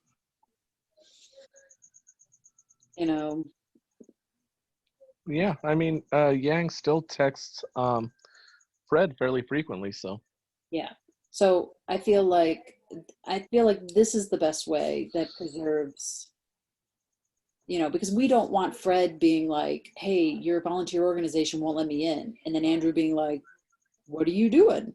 It seems like the best way to go is to, have the board raise it directly to him on that meeting on the 25th. And then he comes back and says, yes, let him in. Or, he won't do it in the meeting, but he'll be like, I'm going to go back, find out, and then come back and give you an official, he's all clear. Or he will, call Fred himself directly and be like, this is what's going on. And again, I can't promise that he's going to do that, but he strikes me as someone that he would. Yeah, Andrew's definitely the type that, if there's an issue, he'd rather talk to the person directly about it. Exactly. Yeah. So that sounds like the best game plan in terms of, because otherwise we just have too many people to get busy in the way. So the say it right to Andrew's face on the 25th on Monday, the 25th meeting is the way to go about it. Agreed. Yeah, that's good. I've been kind of thinking about that for a long time as I'm running around trying to do all these other things that I have undone. And I'm just like, ugh, we've got to get that whole thing stood back up again. Yeah, and right now, we're still working the back end of our channel as hard as we can, and now because I'm helping out 2 campaigns at the same time, I'm trying to make sure that every moving part is kept in unison. Mm-hmm. Also, I'm going to be shifting from a board position in the Arizona Yang Gang, or Humanity Forward Arizona, they're shifting me down to a lower position so I have more free time to do work on the board. Brendan's already endorsed me, Nice. so happy about that. But It would be very interesting if the people who were active in the Arizona process of becoming a 501c4, because Brendan described that process to us and he was like, yeah, it was like roughly about 10, 15 people that really did the work. If any of those would mind, a couple of them actually who happen to have time, wouldn't mind coming into the national conversation to just, not necessarily be involved the whole time, but just, kind of help them as they're trying to figure out how they're going to process it. Because like the legal side at the national level is way more complicated than an Arizona state level 501c4. So it's not going to be the same legal process because they have to investigate what the proper legal structure is for themselves. Because, if you're a national organization and you do business in multiple states, you are kind of accountable to the rules in all of those states, unless, and there's certain things, there's just certain things that need to be figured out. And so it won't be exactly the same as Arizona, but like the process. Well, I can talk to the person on our legal team that, basically our only board member on our legal team on the next meeting, and ask if she'd be willing to talk at the national level about the 501c4 structure and how we set it up, because I believe she's not originally from Arizona, so her legal background is kind of multi-states. Yeah, I mean, there's a legal channel if she wants to come up and join that legal channel. And most of the lawyers in there are like, as long as I'm a volunteer, I can't give legal advice because my malpractice insurance doesn't cover it. But I can advise you on who recommend people for you to talk to. And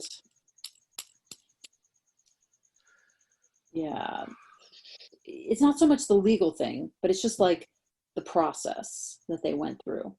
Because the particular of the legal investigation is one wrinkle that's an extra wrinkle that wasn't there in Arizona. But like, we need to be legally accountable to all 50 states. But the rest of the process of like how you go through all the things. But I guess the first thing they need to figure out is, We have a legal channel? Really? I'm trying to find it. Yenny created it as a private channel and then has invited lawyers into it. That explains it. Okay, so I have no idea how to get her in there then. Who is she? Is she in the national Slack? I don't believe so, not yet anyway.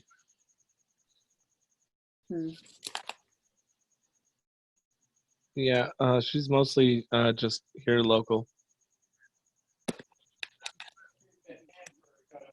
Yeah, but I guess if any of the people, like were you involved in that convention?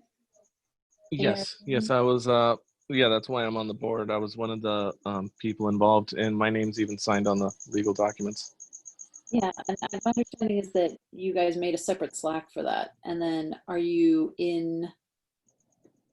guys all the people who were regular active participants versus, people who kind of popped in to like look at what you were doing? Are you all in the same communication channel?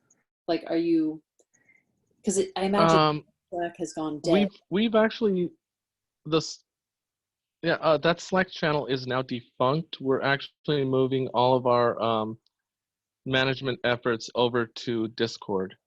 Mm-hmm. So the Slack channel is basically just an archive. Yeah.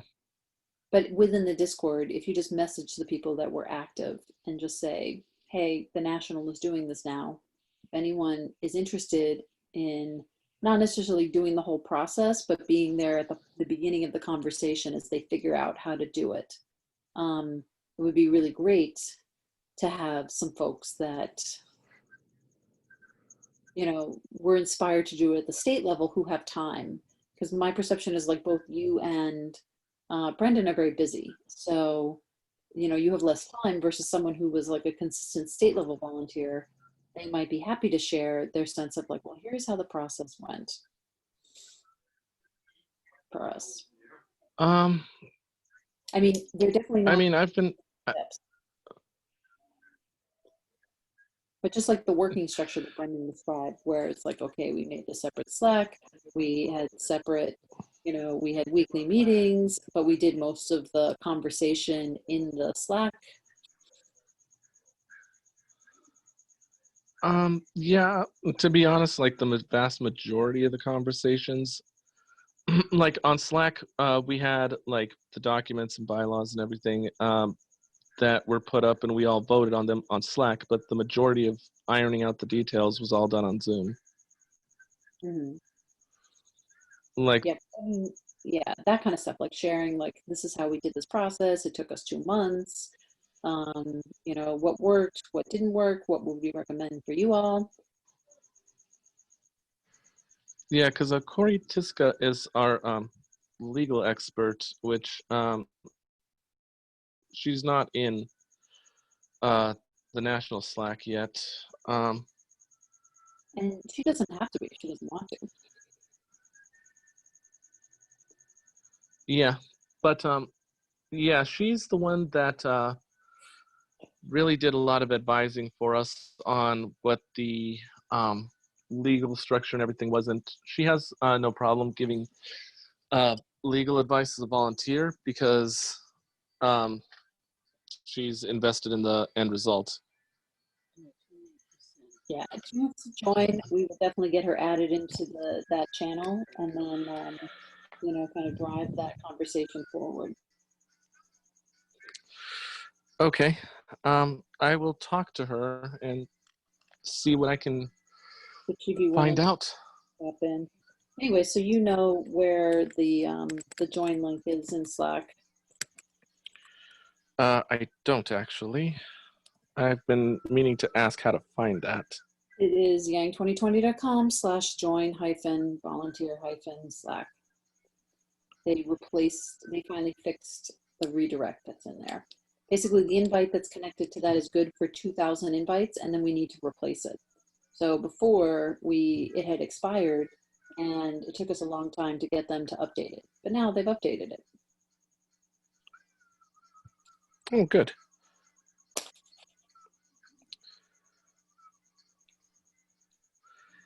Nice. So that is extremely helpful. Mhm. Gonna save that because that is a link that I will be getting a lot of mileage out of, because there's a lot of people that need that information, but you know, I usually have to ask Brendan or someone else, like, okay, how do I get that? Mhm. The other thing too is you can always go in Slack and invite people. There, like, is over there on the side the where you say invite people, and you click the link, and then you can. Yeah, but I'd have to know their email address in advance to be able to invite them. Oh, I see. Yeah. Okay. Nice. All right. Sounds like we've made some progress on some stuff. And what is the name of the lawyer again? Corey Tiska. Let me spell out her name here.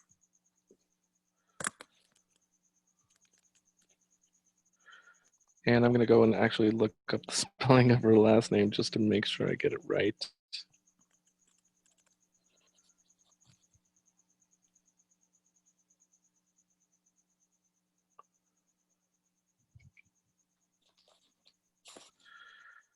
T-Y.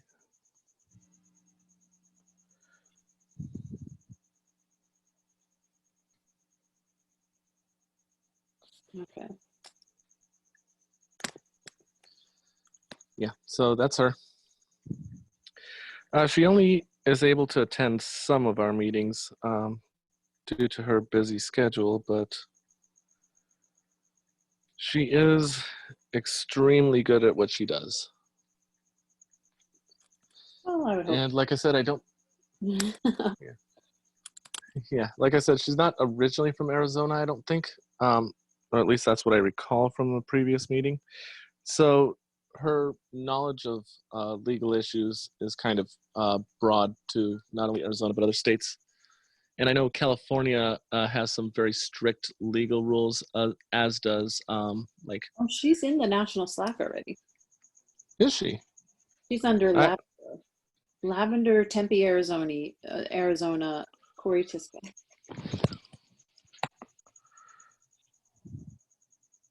Okay. If you just put her name in the search, you'll see her come up.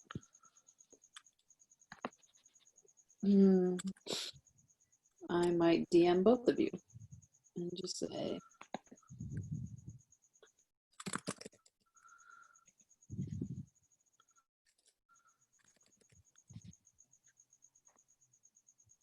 let me see if she's already in that legal channel. Maybe she is already.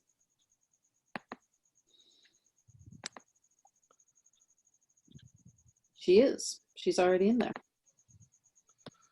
Oh, okay. All right. So you don't even need to have a conversation with her. Let's see.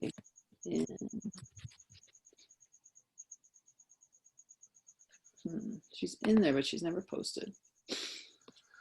Yeah.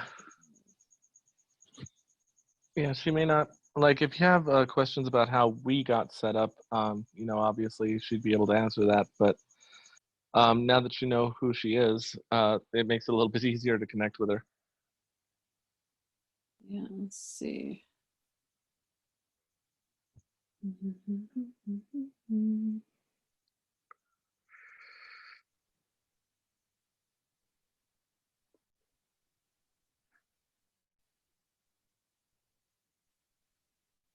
Okay, she was just added on Wednesday by Brendan. Okay, that would make sense then. All right, let me pull in.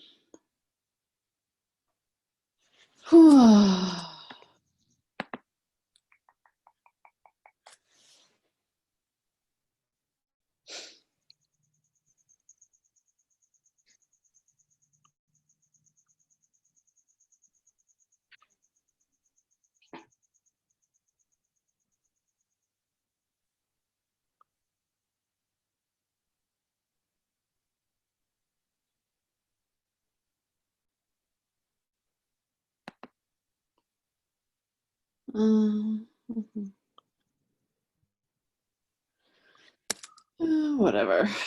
Let's see.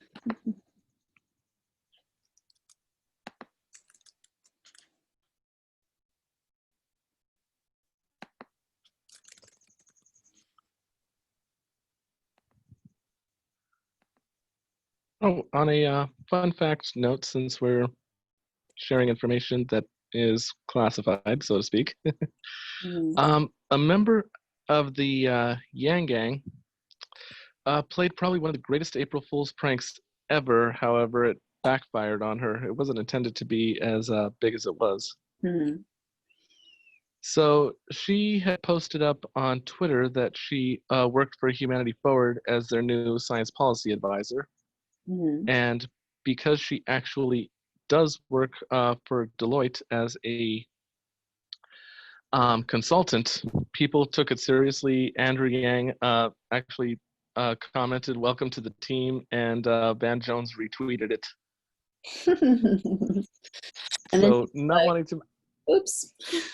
Yeah, so not wanting to make Andrew Yang look bad, she was like, well, I can't say that it's an April Fool's prank now. And there are people. She could DM him and be like, you know, it was an April Fool's joke. And so then if he just quickly knows, so I'm going to be like, April Fool's, and he'd be like, I know, I was playing along.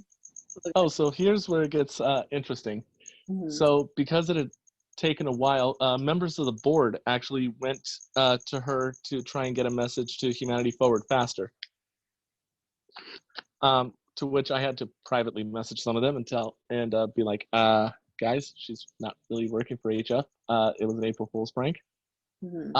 I talked to Erica about it because it had apparently caused some confusion with Humanity Forward. They thought that Andrew had possibly hired an outside consultant and didn't tell them about it. She said it's a very Andrew thing to do. So they were waiting for him to bring it up. He was waiting for them to bring up the new consultant, and neither one of them knew it was a prank. So Andrew knows about it now, and I'm sure he's going to have plenty of fun with it. But Erica basically offered to be an open channel for her to be able to funnel information up to HF, and likewise be able to funnel at least public information down to the Yang Gang through her.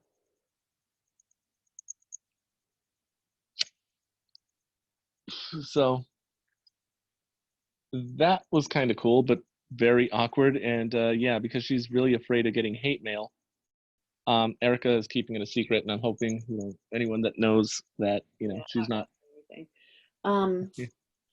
I guess the question is, that's an interesting channel to establish, like to get information to the Yang Gang. Yeah. Like Erica's PM'd me a couple times. I've also been able to bring up issues that needed immediate addressing directly to her. Oh, okay. Like stuff But that I you try. in the Twitter community. Yeah. Well, one of the, for example, someone recently, Radmax, had gotten the $250 stipend from Humanity Forward, and they sent it to a PayPal account that she no longer uses or can't use anymore because it's under her married name. And they wanted to see ID, which she doesn't have under her married name anymore. So they had to cancel that and send it to her new PayPal account. And it had been over a month, so I went and talked to Erica directly, sent her the file number and everything, and like personal banking information of this person. And she got it taken care of within the day. So that was actually sent out today, where she finally got it. Nice.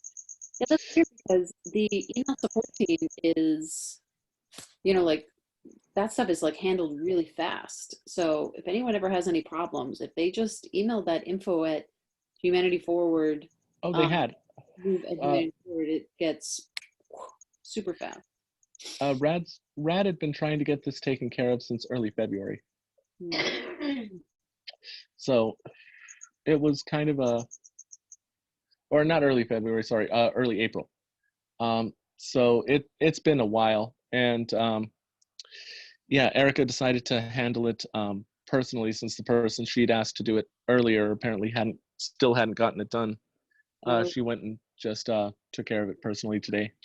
Oh, that's awesome. Yeah, so love Erica for it. She is an awesome person. Yeah. But yeah, I try not to bother her too much because I know that she is extremely busy. So unless there's something that I see that's going to be either useful or valuable to HF, I'll message that and just be like, okay, whenever you can get to it. But aside from that, I usually make it a point to leave her alone, so this way she can do the work she needs to do, and figure most of the information that she's going to get will just be funneled up to her through the board anyway. But yeah, I did add her to one of the channels, the Yang Gang Goes to Congress one, mostly because they weren't getting regular updates from the board on what was going on our channel. Sorry. So, who? Erica. Yeah, but when you say they, when you said they were getting regular updates. Humanity Forward, because the board hadn't brought up anything that was going on our channel, on the Yang Gang Goes to Congress updates. So I plugged Erica in so she could get the latest news. Yeah, honestly, we're kind of like the forgotten channel. I think the open thing in the air is it's unclear if you're actually going to get traction in Congress, the thing that I talked to you about earlier. So there's just this perception that it's like there's interest in going and there's preparation in going, but it's not clear that Congress is ever going to let you testify. So I think that's why they haven't been talking about it. And yeah, well, if when you present next week, if you just kind of clearly talk about, you know, how you're going to get the invitation from Congress in a realistic way that makes them believe that, yes, this is really going to happen, rather than, it's not going to happen. Or I don't know, like that. I think that's just the concern floating, because like everyone is talking to Congress, and, like I say, like, I think they're masters at saying no without saying no. Well, I mean, the thing is, everyone's talking to Congress, but there's actually a specific procedure you have to follow to get an invite to speak before Congress, which is different. Mm-hmm.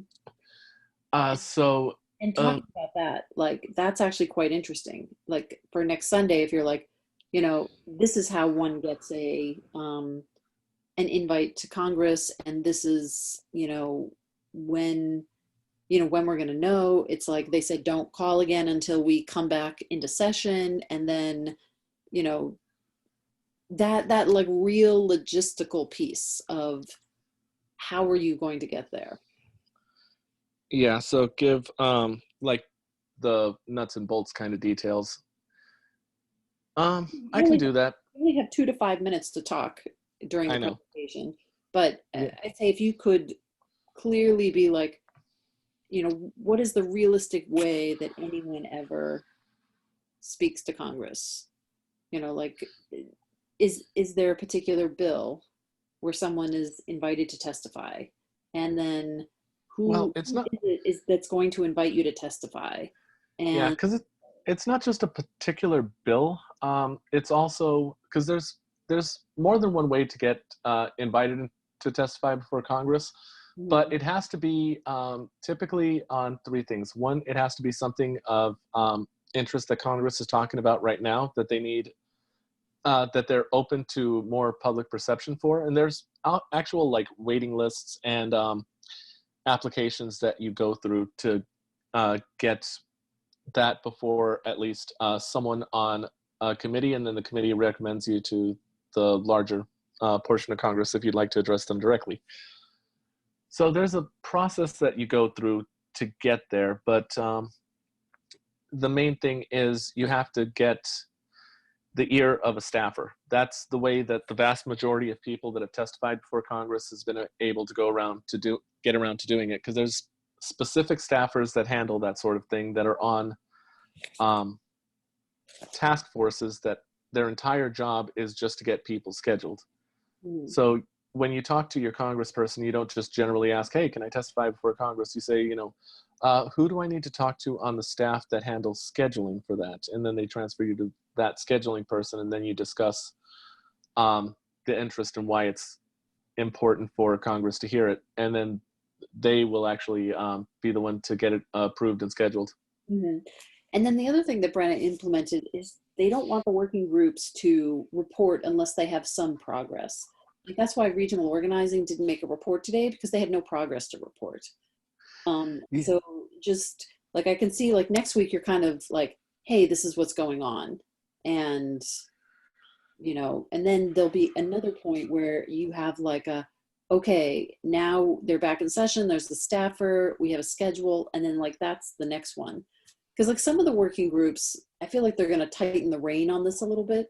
But some of the working groups are not really presenting transformative things in the meeting. And it's like, well, what I'm going to present is 3 things. What we've done so far, what we're planning on doing, and specifically areas where we need help, because we really, really would like other working groups that would actually be beneficial to us to be able to actually start opening up those lines of communication, because I'm in those working groups, but I'm not sure how to approach this. Do you attend? Do you attend their meetings, the other working groups? I haven't been able to quite yet. Well, I shouldn't say that. I've attended at least 1 or 2 meetings from some of the other working groups, but the diversity inclusion working group has continuously been scheduled at the worst possible time for me. So everyone had to pick a standing time, and they picked Thursdays, 6 p.m. Pacific time. Yeah. The problem with that is that our meeting starts for Arizona is Thursdays right at 7 o'clock Arizona time, which is right now the same as Pacific time. So those meetings tend to run a little long, so I have to cut out like halfway through to be able to be on time for the meetings in Arizona because I'm a board member and have to present my latest updates there as well. Okay, so you've been going to the diversity and inclusion meeting? Yeah, but I've only been to 1 or 2, and I'm usually only there for like the first little bit of the meeting. But have you ever put anything on the agenda? I have not yet. I'm not, well, I don't know. Can we put stuff on the agenda ourselves, or is it set by someone? I mean, we've gotten a little behind, but all the working groups are supposed to release their agenda, and then the new business section, people are just throwing stuff in there. And then the people that attend the meeting, they, you know, or you do a post in the channel and you say, hey, I'd like to talk about this. And so like my question is, what would you would like diversity and inclusion to do what for? We're looking for, we're looking for speakers from a more diverse background, because literally what I have right now is an Asian woman, a white woman, and like 3 white men. Mm-hmm. And that's not really covering a broad spectrum all that well. And, you know, one of them is 2 of them are professional testimony, and the only other actual speakers that I have are Faye Koo and Jacqueline Harmon, and that's it. Like, they're the only 2 that have consistently shown up to meetings. Mm-hmm. So I really need more people and actually be able to get us off the ground with speakers where we have at least a decent panel of speakers to cover a much broader cross. The only other person I have is Russell Peterson from American Dystopia, formerly Grassroots Yang Gang. I've been getting him to meetings, but he's had a hell of a time getting on Slack. He claims to be on there, but under his name, Russell Peterson, but he's in the New England Slack. That's what he's talking about. Oh, is he on the New England Slack? Are you sure? Yes, because he's in there. But okay, he is. I sent him. He's like in Big Box Reality or something. Yeah. Yes, I sent him on Slack. He's on the New England Slack, and you're like, oh, I need you to be on the national Slack. I sent him the invite to the national Slack, and he clicked it and said he was in there. Let's see. But I've also found that when I try and look up people by their name, it rarely pops up for some odd reason. So I don't know. He says he's under there under his real name, Russell Peterson.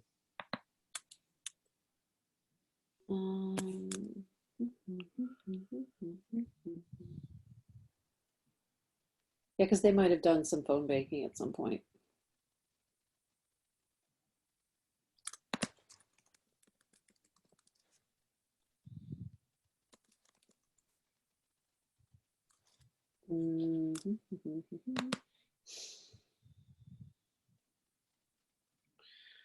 Yeah, I think they did do phone banking and or text banking at some point. I don't see a Russell Peterson. Let's see if I just see a Peterson. Let me go check the other. No.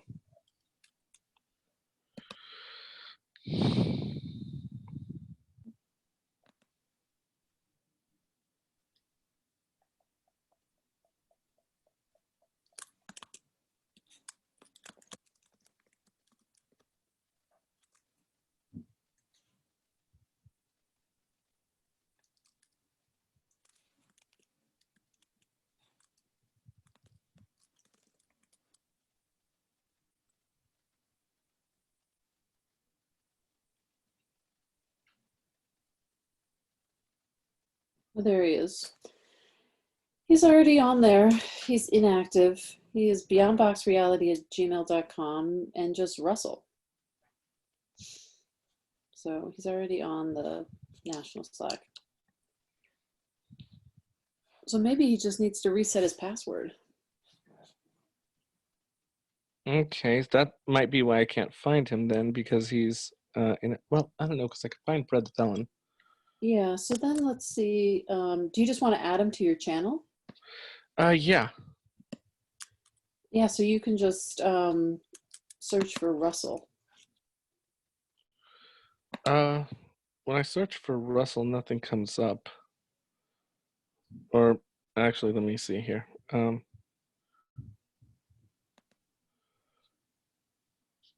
Or I should say there's a lot of Russells that come up, but I don't see him directly, like the B-Box Reality one. Yeah, he's just plain old Russell with no last name. Oh, okay, that's him. Yeah. So if you add him into the channel, then you view the full profile. Yeah, I think you'll. Okay. That would explain why I couldn't find him before. Yeah, so I just added him to your channel. Thank you. All right. Excellent. Now, hopefully I can get some stuff done. I'm going to try to make my meetings a little bit leaner because both Jacqueline and Faye have a habit of rambling. Mm-hmm. So I'm going to try and make it so people have to raise their hand, etc., so I can get things done in a more timely manner. Oh, another thing I think some of the groups doing that's really useful is they set a time limit on when people are talking. Be like, okay, let's roughly keep things to like a minute, minute and a half, and that way it gives more people a chance to talk. And then, yeah, Jacqueline was awesome for sure. But I've had some really long, extended, amazing conversations with her. And I remember seeing like a video that she made on, I think I don't know if she podcasts or records. Sometimes when people are used to basically having a lot of time to fill, they're talking about really great stuff, but it just becomes like a habit that they can fall into where they want to be a little more discursive. The problem is with Jacqueline, because we had this problem on the Yang Gang Roundtable podcast, is anytime someone tries to set a time limit on her or be like, okay, well, we need to move on to the next guest, she'll get mad and be like, you guys aren't letting me talk. So she is the type that is a bit easily offended. So, I need to set that expectation like right from the start that, everyone's going to get to talk. We have X amount of time and everyone's going to get X amount of time to talk. And then we really do need to move on to the next person. Mm. Yeah. And then I think just setting that expectation up front where it's just like, this is our agenda. We have to cover it. We set these times like, okay, 10 minutes to talk about this. And then it's, and then it does work where you do have meetings where, you do allow people, a looser agenda. But to me, if people are getting together and meeting once a week, there has to be, like time is so precious. People's schedules are so busy that, when everyone is together, like it has to be, we have to respect people's time. That's the only thing. Yes, absolutely. And especially now that, because I've been trying to get Scott Santons to actually show up to the meetings as well. I know his schedule is really busy. Mm-hmm. So The other thing is like having weekly meetings. It's just interesting to think, like I haven't been there in a while. Like what is the work to be done in the meeting? Like, yes, so you guys are recruiting a more diverse set of people, and the total number of people you're going to have speak is we're looking at between 5 to 10 ideally is the number that we're looking for. Okay. And so you have 5 people right now, right? Let's see, Russell, Jacqueline, Scott, Carl, Andrew, who else? Yeah. Faye and Jacqueline. Yeah, and then you? I'm so 6 with Faye and 7 with you. Yeah, I'm still deciding on that if I'm going to be one of the speakers or not, because if there's someone that is better suited because I'd be speaking from the position of a small business owner. But if there's someone that is much better suited for that position, I'd rather that they take it. Yep. But yeah, we're going to be running. I'm You know what having might everyone be to do write is down people practice what they're going to say. exactly, And and that's what. Record it and then share it with them so they can see and listen to themselves from how other people perceive it, and then maybe tighten it up. Yeah. Well, that's pretty much what we've been shooting for right now. Is and we discussed this in the last meeting. We're going to have them all write out their testimony, and I have a plan on there that says, okay, because we are trying to get the most out of every person where they represent, okay, I represent this group, this group, this group. We want to make sure that they are writing down their testimony, and then we're going to be rehearsing it under a time clock. And ideally, we're going to try and get it at or just under 2 minutes. So I've told them to write a longer speech just in case we get more time. But realistically, we're looking at like 2 minutes per person. So we're going to shoot for that and then have it timed and try and get it tight where we're hitting that 2 minute mark. So that's the goal that I'm shooting for right now, is just making sure that everyone can get their ideas very clearly defined to avoid rambling, and then making sure that it's just practiced continuously.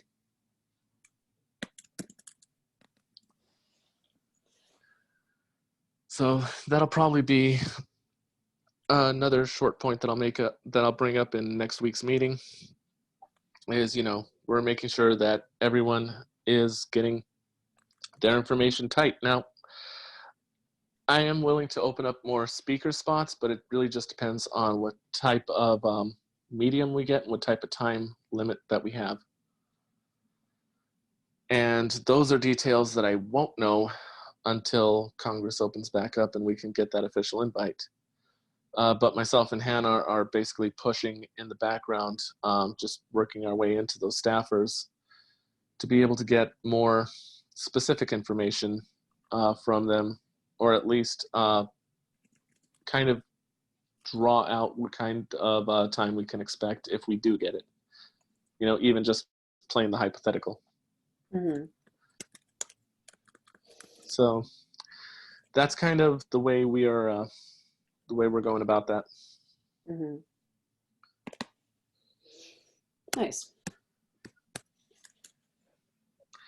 So yeah, a lot to cover.